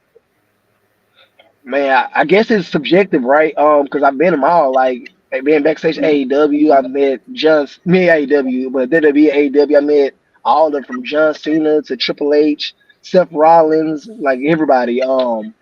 Jay Cargill, MJF, all great people, all nice people. So, like I say, like I've met them all, and but honestly, the biggest culture shocks to me was meeting people like Mark Henry, Big Show. Chris Jericho, because these are people that I can remember seeing like being 5, 6, 7 years old and only seeing them on the screen. And then not only to meet them, because before I started wrestling, I only been to like maybe 2 or 3 wrestling shows. Mm. It was always on TV. And maybe that comes to the American Airlines Center, and I maybe can give me a $20 ticket. But other Help. than that, You screwing in the other light bulbs, but that's Yeah. it. yes, man. I'm in a nosebleed, still watching it on TV, right? But Yeah. Mhm. but so yeah, so I've never did meet and greets or anything like that. So me meeting these people for the first time and seeing them up close, I was meeting them as peers and not just Mm. a fan. You know what I'm Mhm. saying? Which made it even more surreal for me. So it's great. Who gave you the best Okay. advice? Oh man, that's kind of hard, man. If I can say like it's three things I remember off the top. One I remember within my first year, I did a class with a seminar with Chavo Guerrero, and he gave me some excellent advice that pretty much flipped and took away any nervousness that I had about performing. Um, Alex Hammerstone, I did a seminar with him, and he just gave me a lot of insight about independent wrestling that kind of changed how I navigate independent wrestling. And then actually just recently, doing extra work at WWE, William Regal actually came and talked to us for a whole hour just out of nowhere, and Oh, I'm so just blue. dropped. I didn't even know he was officially back. So Yeah, that's a he's been Oh backstage. Remember, he can't be on camera. Right. right. Right. yeah, yeah, man. I hope I ain't get in trouble for that, but because I don't, nah, you good, you good. I don't follow it. Like I said, I don't really follow it like that, and like they don't give me any directives like this, so I don't know if I'm. But like I said, he was backstage and he just dropped some gems on us or whatever. So there was Mm. also so it was pretty much those the three instances where I feel like I received a lot of the and also hold on. Gabe Sapolsky also dropped some gems on me or whatever. So Okay. it's pretty much those 4 people that pretty much helps me navigate this in a professional business way versus navigating it like a wrestler, if that makes sense. So, Mm. so you've been across the span of different promotions, and you mentioned a lot of names just now, and gaining a lot of experiences. Talk to me, past, present, and future. Name 3 wrestlers you love to wrestle in a dream match. Man, off the rip, it'll be damn. Hold on. Can I Mm. do 5? Oh, Yeah. sure, Yeah. Go sure. for it. I give It's you not my the Three Amigos show. It's 5. Go ahead. baby. I already three there. Three. I No, just go did ahead. Give my us your Give top us three. the suggestions. five. Give us the 5. I'll give you 5. All right. So first off, because my favorite wrestler of all time is Randy Orton. So Randy Orton's number one. Number two is AJ Interesting. Styles. Um, number three is Will Ospreay. Number four is Zack Sabre Jr. And number five, John Cena. Just because you got to have the John Cena match. You know what I He mean? makes every fucking list. Everybody list, he makes it. Whether we're talking a Mount Rushmore or Dream Match, he makes every list. So that No, is a testament I want to to see him in a match against Will Ospreay and Zach Zack Xavier Sabre Jr. Jr. Yeah, Yeah. I want Yes, to see sir. that too. What? Triple threat match. That's right. I want to see that too. Y'all give me too much What? credit, man. I Nah, appreciate We never too working that, on much, it. We bro. can see Never it too much. You happening. got to The see it. things Listen, that we man. speak to goes right to God's ears, and it end up happening. That's just what I'm gonna say here. I got Dave a Meltzer gonna question. give y'all a 100-star match. I got a man. A I hundred got a stuff. question for you. If you weren't a professional wrestler, you did say you could do a lot of different things. What the hell would you be? Man, it'd be one of two things because literally right before I decided to become a professional wrestler, I just finished performing music. I just finished performing a couple of songs from an album I was working on, and I was after the performance, I was literally sitting in the car and I was like, I want to be a professional wrestler. So honestly, it'd be music or something with programming. But right now, I'm also a personal trainer, so one of those 3 things: music, music, programming or personal training. Mm. I have a couple questions for you. Um, First off, like I just appreciate you taking the time and just showing your magic with us. I noticed like part of your character, you change your eye colors, right? I was trying to. I want you to share with us like what is it that helped you build your character's elements, right, and make you who you are today. What will help make or shape Exodus Prime?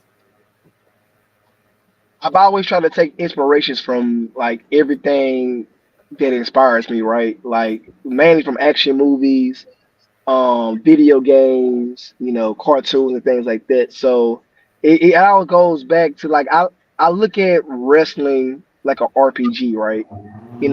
Every time I learn something new in training, there's me leveling up or learning a new skill. Every time I go to the gym and I improve in the gym, I'm leveling up. Every time I work a better opponent, that's more experience I've gained, I leveled up. And so since I'm doing this player one final boss controller character, Mm-hmm. um, I take story elements because I work a lot of different places. I take story elements from different places and just kind of attach them to me. And even sometimes when I work certain opponents, if I like certain moves they do, I go to Mega Man route and like now I got your power where I kind of like steal like a certain move from type thing and I kind of use it from time to time. Um so the context things are like that. It's just that like always trying to reinvent yourself, and it's like wrestlers are fashionistas, you know what I'm saying, or fashionistas. Like we always want to look our best, so we always trying to find a way to stand out, right? Um, so the context for me kind of works out simply because I'm blind as hell and I need to wear contacts anyway, and I always I always want to wear color contacts. So now I'm the final boss. I'm Gotcha. like this so now it makes sense and it helps me see in the ring. So there was like I upgrade. I leveled up. Like I done went to Cyberpunk 2077 like route. It got me some eye implants and now I can Listen, I see. definitely noticed that. I I definitely saw noticed. that. So so like everything that I do in wrestling, like it's always an influence from something or somewhere, and it's usually from like video games, movies, pop culture, and things like that. And I Right. just try to integrate it in a realistic way to where it's not too phony and hokey in a way. Got you. Got you. Now you also hold various titles, right? Yes, sir. Uh, well, could you share the titles that you hold and let us know who has been your favorite opponent just thus far? Okay, that's a good question. So right now, I'm currently the DFW All Pro Wrestling Champion. I know that's I'm the it. I'm sorry. I know that's Oh, right. That's the oh most yeah. important. Yeah, Oh yeah. yeah. I'm the Inspire of one half of the Inspire Twin Dragon Connection Champions, which is pretty much tag team champion. I'm currently the King of Sports Grappler Champion, and I'm also the HOT Network Champion. Um, HOT is Heart of Texas is based in Waco, but they also run a lot in Killeen and Austin. King of Sports runs a lot runs a few in the DFW, but more in East Texas, I believe. Yes. Um, DFW All Pro is of course based in DFW, and Inspire Pro Wrestling is based in Austin. And when we come to favorite opponents, like actually, I can so far if I can name five of my favorite opponents that I've wrestled to where I look back on our matches that I was super fond of. Um, One is one of my former tag team tag team partners, Kyrie Wright. We've had a series of great matches. Um, I would say Tommy Dean. Tommy Dean is an awesome wrestler based out of Oklahoma. I've had several great matches with him. Um, Nathan Bradley, he's an awesome, phenomenal wrestler based out of Houston. He's a current Texas All Star Wrestling champion, but he's a phenomenal athlete. I had great matches with him. Um, I love working. I worked Brian Keith actually like 4 or 5 times in my career, and like every time we've always had a great match. I love working Brian Keith. And fifth, fifth is probably my tag team, my current tag team partner, Stephen Wolf, Stephen Wolf. because we've also had a great series of matches that inspired that kind of led to us forming a friendship and becoming the Twin Dragon Connection champions. So, like they so far they I'm not gonna say, I don't want to just offend nobody and just say they're my favorite opponents. It's just I would say that if I think about the matches that I've had, if I have to choose five matches from five people, I've had my five best matches. I feel like with these people. Are Got you. you able to navigate all those different companies at once, right? To be able to maneuver in between all those organizations and defend the championships. It's just one of those things by effective planning. Making sure that we work with the companies because one thing that I do like about a lot of promotions is that they're trying to work together to not overlap and run against each other. You know what I mean? So usually a lot of companies that I work for, they kind of work with each other in some kind of way. Whether they either work directly with each other, probably running shows together, or they kind of like coordinate their schedules to where they're not running against each other. So that kind of helps. Um, that kind of helps, but it's really just keeping the calendar updated. When I'm a champion in the promotion, like I prioritize taking their bookings first, Hmm. because I'm going to work there anyway, right? So, but usually I prioritize their bookings. So usually if I have a conflict of bookings, I usually choose the promotion that I'm a champion in, simply because I want to respect their championship.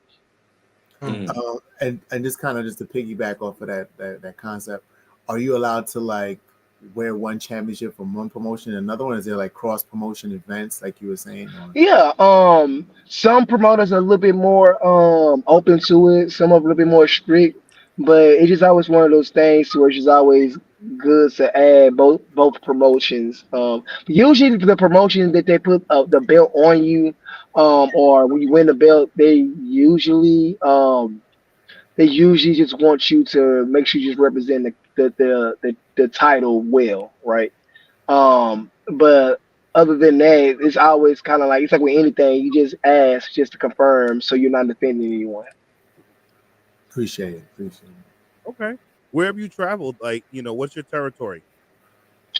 That's how I'm mainly based out of DFW, but I'm always up and down, Central and South Texas, North Texas. Like I said, with King of Sports and promotions like that, that runs in East Texas. So I'm normally around Texas, but like I've been to Oklahoma, I've been to Mississippi, I wrestled in Florida, Colorado. I'm actually going to Arkansas next week and Georgia in a couple weeks. And then so I've been into about maybe 4 or 5 states so far, and I'm just trying to turn that into a regular thing. How's the travel on the family? Um, it's here and it's there. I mean, like I understand that spouses and kids can only be so supportive and understanding. You know what I mean? Especially because I've been going hard for the past 3 years, almost nonstop. Like every weekend is wrestling every single weekend since June 2020. I haven't missed a weekend yet. I've had well over 400 matches in the last 3 years. So, Mm. um, but like I say, my wife is very supportive. Um, you know, it's hard for anybody for the spouse to always be gone, for dad to always be gone. Um, Especially I also still work a full-time job during the week, and I'm also a wrestling trainer, and I also do personal training on the side amongst other things. So it's always go go go. So you know she does well. She does well for the amount that I'm gone, if that Mm. makes sense. Yeah, it makes a lot of Yes, Um, yeah. sense. any close calls, anything that almost went off the rails. You know, um, doing 400 matches, obviously there's times where things go wrong. Has there any been a time where it could have went catastrophic? Man, like in this business, man, everything can be catastrophic because the craziest thing is the injuries that I do get is simple stuff, like at the end of the match, rolling out the ring and I hit my knee on the ground type stuff. I get out the ring and twist my ankle or hyperextend my knee. Um, so that's the craziest thing. Like, yes, I had a couple close calls in my career from crazy things, especially early on. But it was kind of those things to where it's kind of like, well, those are not the things I should be doing. So, the usually for me, it's never the crazy things that hurts me. It's always the simple things, bumping into the corner of something, like just, and then Mm. now I'm aching for the next. Now my rib hurt because I bumped into the turnbuckle post a little bit too hard. It's always stuff like that. Oh, Mm. See? You said B? Yeah. I wanted to ask something a little bit separate. I wanted to ask, what is some advice that you would give to your 13-year-old self? Oh man, just to go for it, man. Like to not doubt yourself, that confidence and that skill and that talent that you feel that you have on the inside, it's what you actually have. Um, I don't want to make it feel like I'm shitting on anybody. But you can't depend on family and friends to a lot of times to get you over that support hump, right? Um, you can't depend on family and friends. You can't depend on family and friends. A lot of times, um, to do you have to believe in yourself. Hold on, I'm doing a podcast, baby. I'll be right back. I'll be in there. That's You a can't depend supportive on. wife. Yes, yes, sir. You can't depend on family and friends to get you over that hump or whatever. And a lot of times when you're trying to do something, uh, although that's cool, and it's not, it might not even be that they don't believe in you or anything like that. It's just that they don't show it in the way that you want to show it. So just go for it. You know what I'm Okay. saying? Do the things that you want to do. Do the things that makes your heart happy, Okay. and you'll be okay. So. I have one final question for you. Yes, Right? sir. For you, what was it that made you fall in love with wrestling? Like, what match was it that made you say, like, oh my fucking gosh, I love wrestling. I want to be a wrestler. Mom, I want to be a wrestler. Yeah. So, like I say, like me actually wanting to become a wrestler didn't happen until I was maybe about 2021. But what made me fall in love with wrestling as a fan was I remember it was on Christmas. I think maybe Christmas, whatever Christmas after that TLC that the Dudleys, Edge of Christian, and the Hardys had. We got the TLC tape where it was like an hour long, maybe an Mm-hmm. hour and a half long. It had a little documentary leading up to the match. Then they had the Uh, match, and I probably watched that match maybe 100 times, like when I got that tape. But it was that right there because we never had cable. We didn't get cable until I was like 13 or 14 or whatever. So um, I wasn't really able to watch wrestling consistently, at least the wrestling that I knew about, until SmackDown dropped in '99, right? And Mm. you know what I'm saying? Because it was on, you know, local They now, said TV, it was right? TV, yeah. But it was that TLC match: Hardy Boys, Dudley Boys, Edge of Christian. Then Jeff Hardy became my first favorite wrestler. Mm. Hmm. So Interesting. So Is he your on favorite wrestler your Mount has changed over Rushmore? the years. I'm sorry, say it again. Favorite wrestler has changed over the years.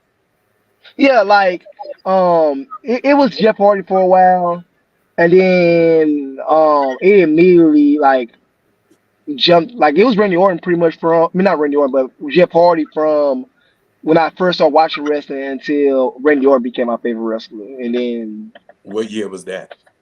And what did he that do to make him was become your favorite? it was Legend Killer Randy Orton. Mm. ooh, Um Mm-hmm. um well actually Evolution Randy Orton, my bad, Evolution Randy Orton when he transitioned. Was he Legend Killer a little bit during Yeah, he was. Evolution? I think yeah, That I ran think around the same time. That ran around Mm-hmm. the same yeah, yeah, he saw transition, yeah. So yeah, it was around Evolution. Cocky hit the poles, Randy Orton. When he really just started, and then my favorite Randy Orton of all time was, Slithering Snake, oh, super. Mm-hmm. skinny, bald head Randy Orton. That was my favorite Oh Mm-hmm. Randy Orton of all yeah. time. Hyper Randy Oh, Orton. yeah, Oh, yeah. 2000, Ed Randy. 2009 Randy, right? Yeah, 2009, yeah, yeah. 2010 Randy. 2009 Randy. Yeah, All right. That So was, legacy Randy.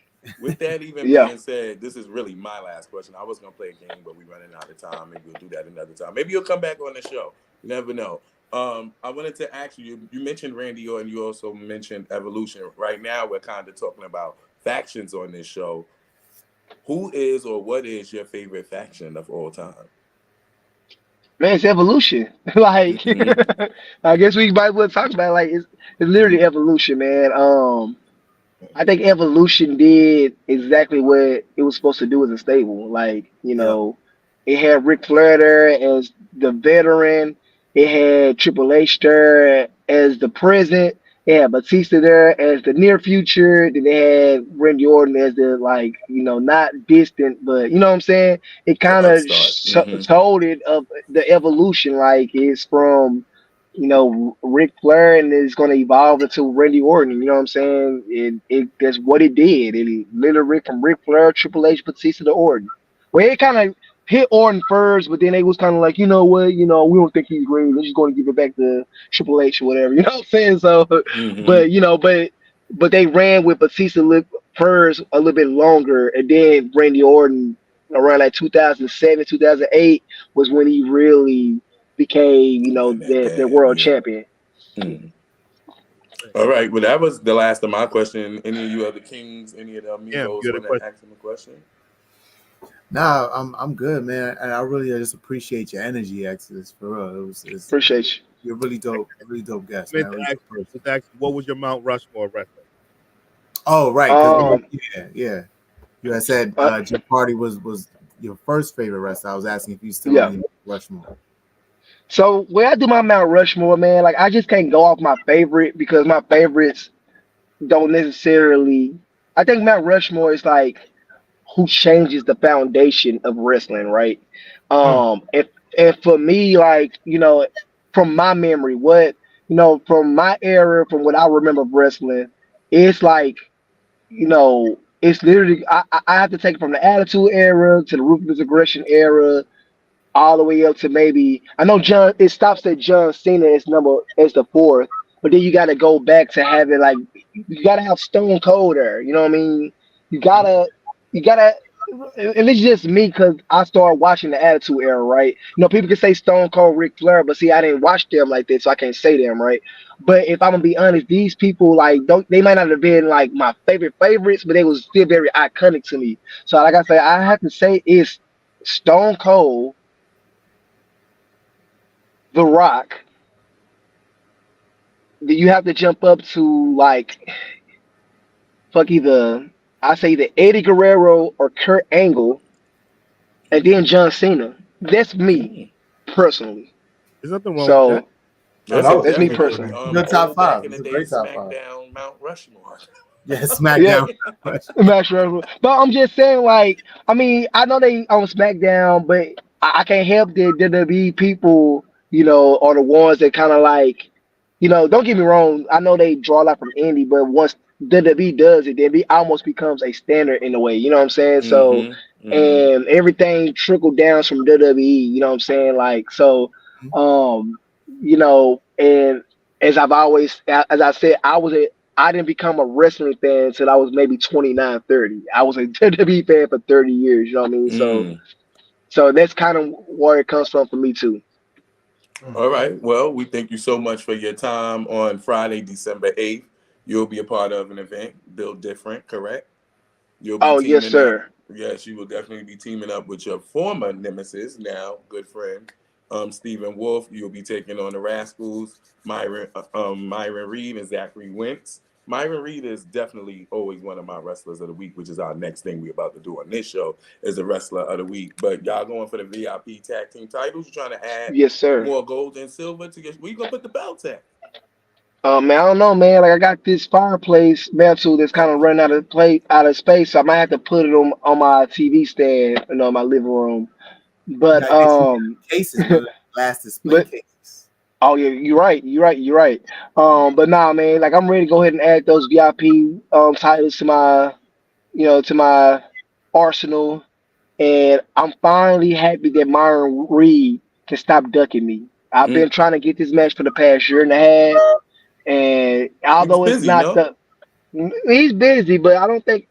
I mean, we can say it's busy, but let's also just be real about it. You know what I'm saying? Like I can ruin a lot of Myron's credibility about being this young goat. You see what I'm saying? So Mm-hmm. that's all that I'm saying. Right? You know what I'm We don't need a saying? cannabis So Cut LL that going on. promo, I bro. get it. Cut I that get it. promo.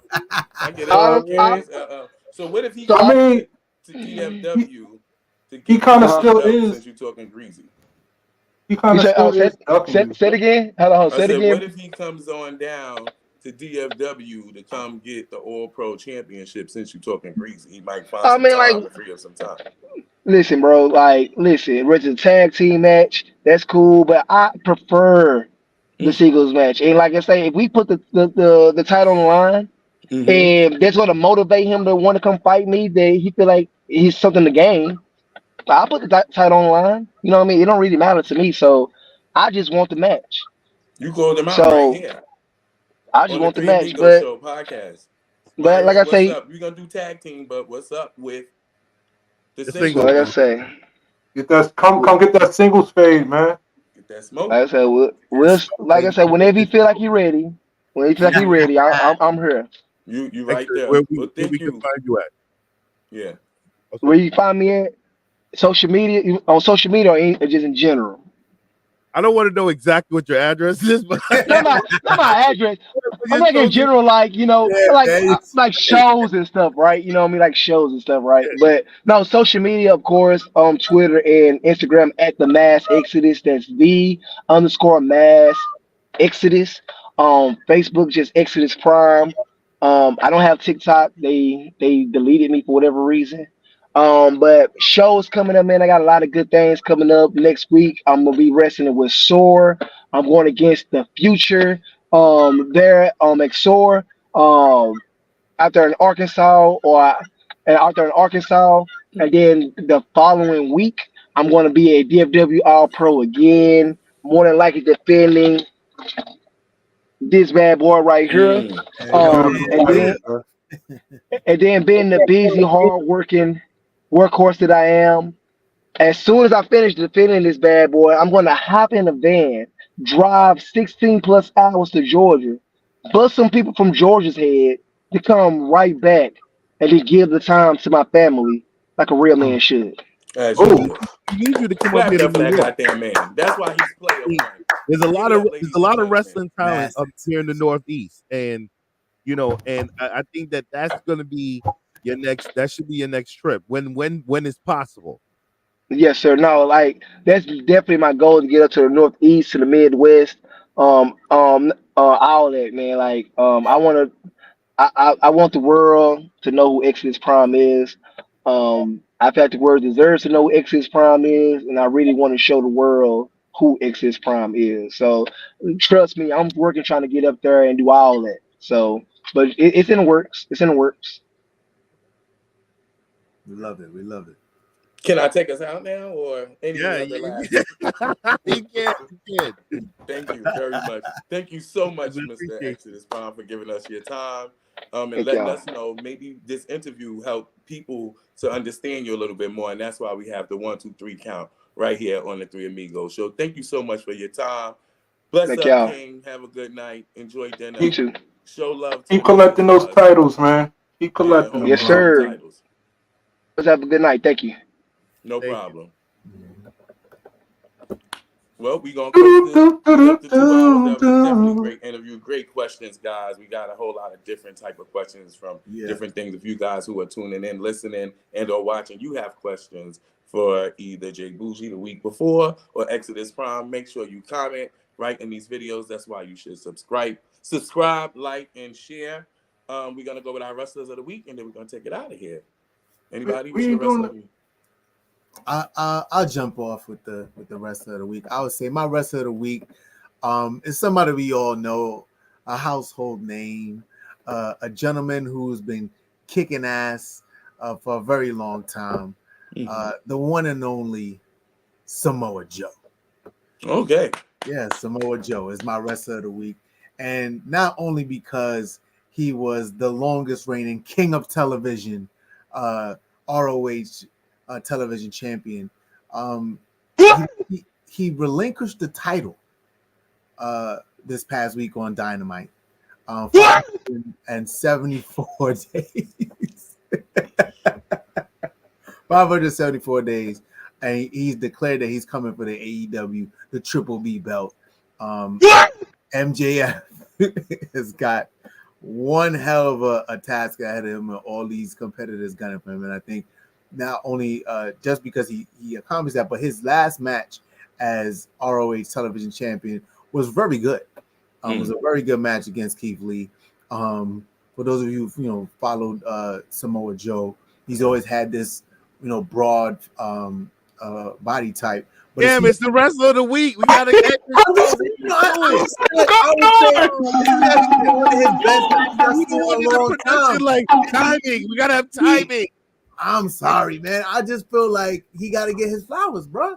It's the best shape I've seen him in a long time. So I'm just saying, Samoa Joe, rest of the week, bro. Mash out.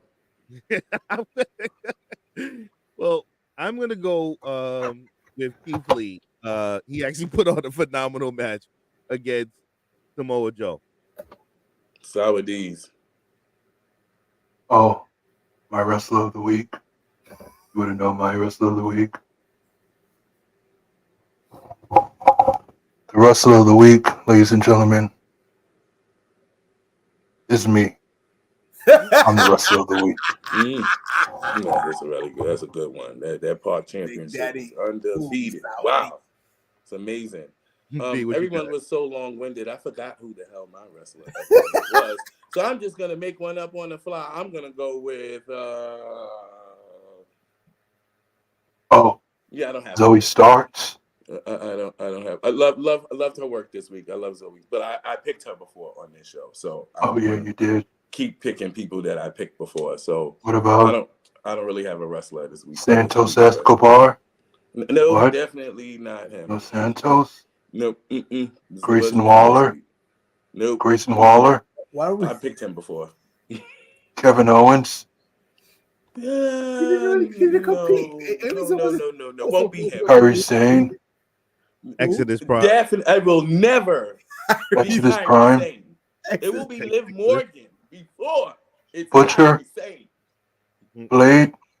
Bunny. You go with Exodus. You know what I want to know? Mash out. How much candy do you have over there? Because it went from a bubble gum to a lollipop.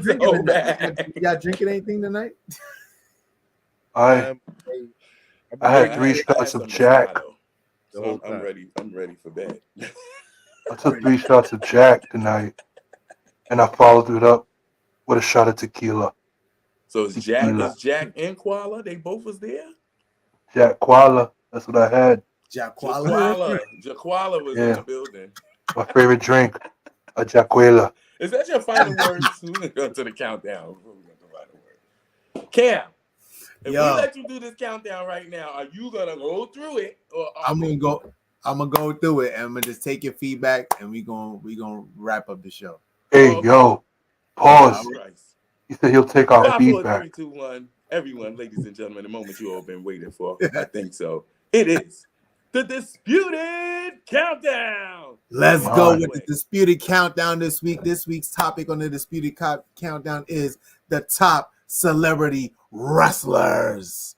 Top 10 top celebrity wrestlers of all time. Oh, you really sold that. Here you go. I try. All right, number 10. Rodzilla, the Worm, Dennis Rodman at number 10. Wow. Okay. Number 9. Only because I don't have time to argue today. Number 9. LT Lawrence Taylor. Bam, bam. You're going to get slammed. Did he even really cut promos? I mean, this is his 96 match in WrestleMania 12, wasn't it? Or was that WrestleMania 11? Come on, let's be fair.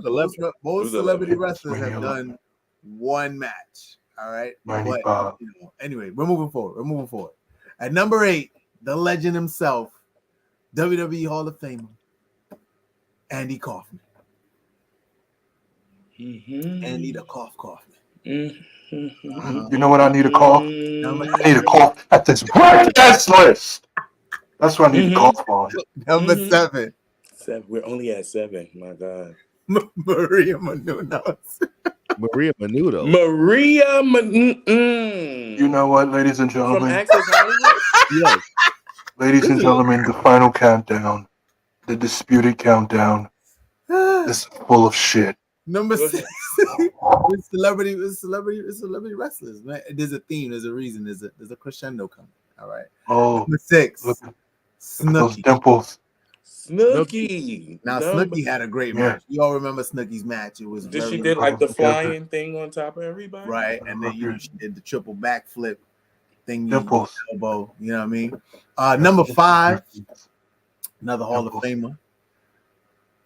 I pity the fool, Mr. T. At number 5. Oh my Okay. gosh.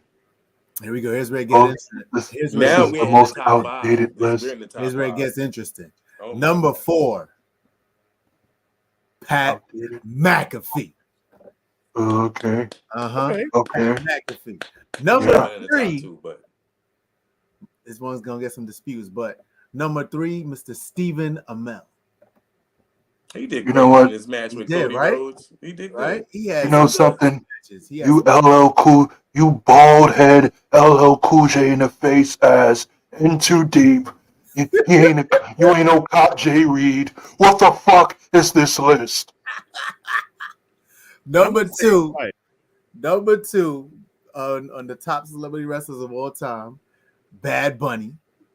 You know what I Bob mean? Boney. Bad Bunny. Mm. All right, and the number 1 top celebrity wrestler of all time. We don't really like him, but we still respect his work. Logan Paul. Oh wow. And reigning WWE United States champion. So what was the theme of the list? I'm sorry. You said this is gonna make sense. That's what you said. What was the theme of the list? You said this was To gonna the make United sense. States champion Logan No, Paul. no. I'm holding Cam accountable. You said this will all make sense at the end. Right. What are you It's a eating? crescendo Peanut chew? to the top celebrity wrestlers. So we don't count Logan Paul as a celebrity wrestler? I thought there was like a spoof kind of thing here. Like I didn't think you were serious with Snooki being on the No. list, or you know. And It Andy went Kaufman- from You chose Snooki. You chose Snooki. Drew That's what Carey the was in fuck the you did. Royal Rumble. exactly. You know Also, something? what He about? stood face to face with Kane. Hold on. You What son about? of a bitch. Hold on. What do y'all forget? Another WWE Hall of Fame, the only Hall of Fame he's allowed to be in. Pete Rose. Oh, Pete Pete Rose! Rose! Pete Pete Rose! Rose! Pete Rose was in 3 different WrestleManias. I swear I was about to name him. I was gonna name him. There was a top Oh. 20 Pete Rose would have been on it, but it's top Oh. 10. You couldn't even name Burt Snooki Reynolds. had to be there. I could only You fit that. And you know who Maria you didn't even go with? Menounos. You didn't even Why choose it's disputed, Brock. guys? This is my opinion. This is my This list. is his I'm opinion. telling you. Andy Kaufman. telling And you. Andy Kaufman. Andy Oh, Kaufman fuck wasn't this even list. in the WWE. Oh, I never said it was limited to WWE. I said it was celebrity wrestlers.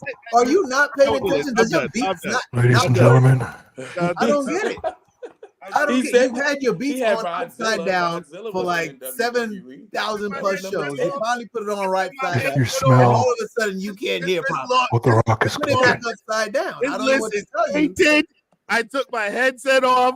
I am not hearing anything else. I am done, ladies and gentlemen. Cam officially wore me out. Mr. Anderson. Oh no. Well, let's see what the fans say. About this. Let's see what the fans say about the list. Okay. Kennedy. No, where is he? Get me to him. Kennedy. Kennedy. Cam, that's your final word. That's my final word on the list. That's it. All right. If you guys agree with the list, like the list, or would like to add to the list, once again, like, comment, subscribe, Listen. share, do all that good stuff. Let us know what you think, even on the post. On our social Listen, media. guys. Sour D's, your final words. if you want to build, what the fuck is going on here? How King double There's himself? clones. How did he double himself? There's two of them. Listen, if you would like, if by any chance, if you're building a Molotov cocktail, I want you to throw it at Cameron when you see him. This was bullshit. And that's my final thought. And that's what I gotta say about that. God damn it. Well, with that said, what an interesting show this has been. From the Cam sabotage the show. The turnbuckle talk, to Exodus Prime, to the smoking section session, to the undisputed disputed list.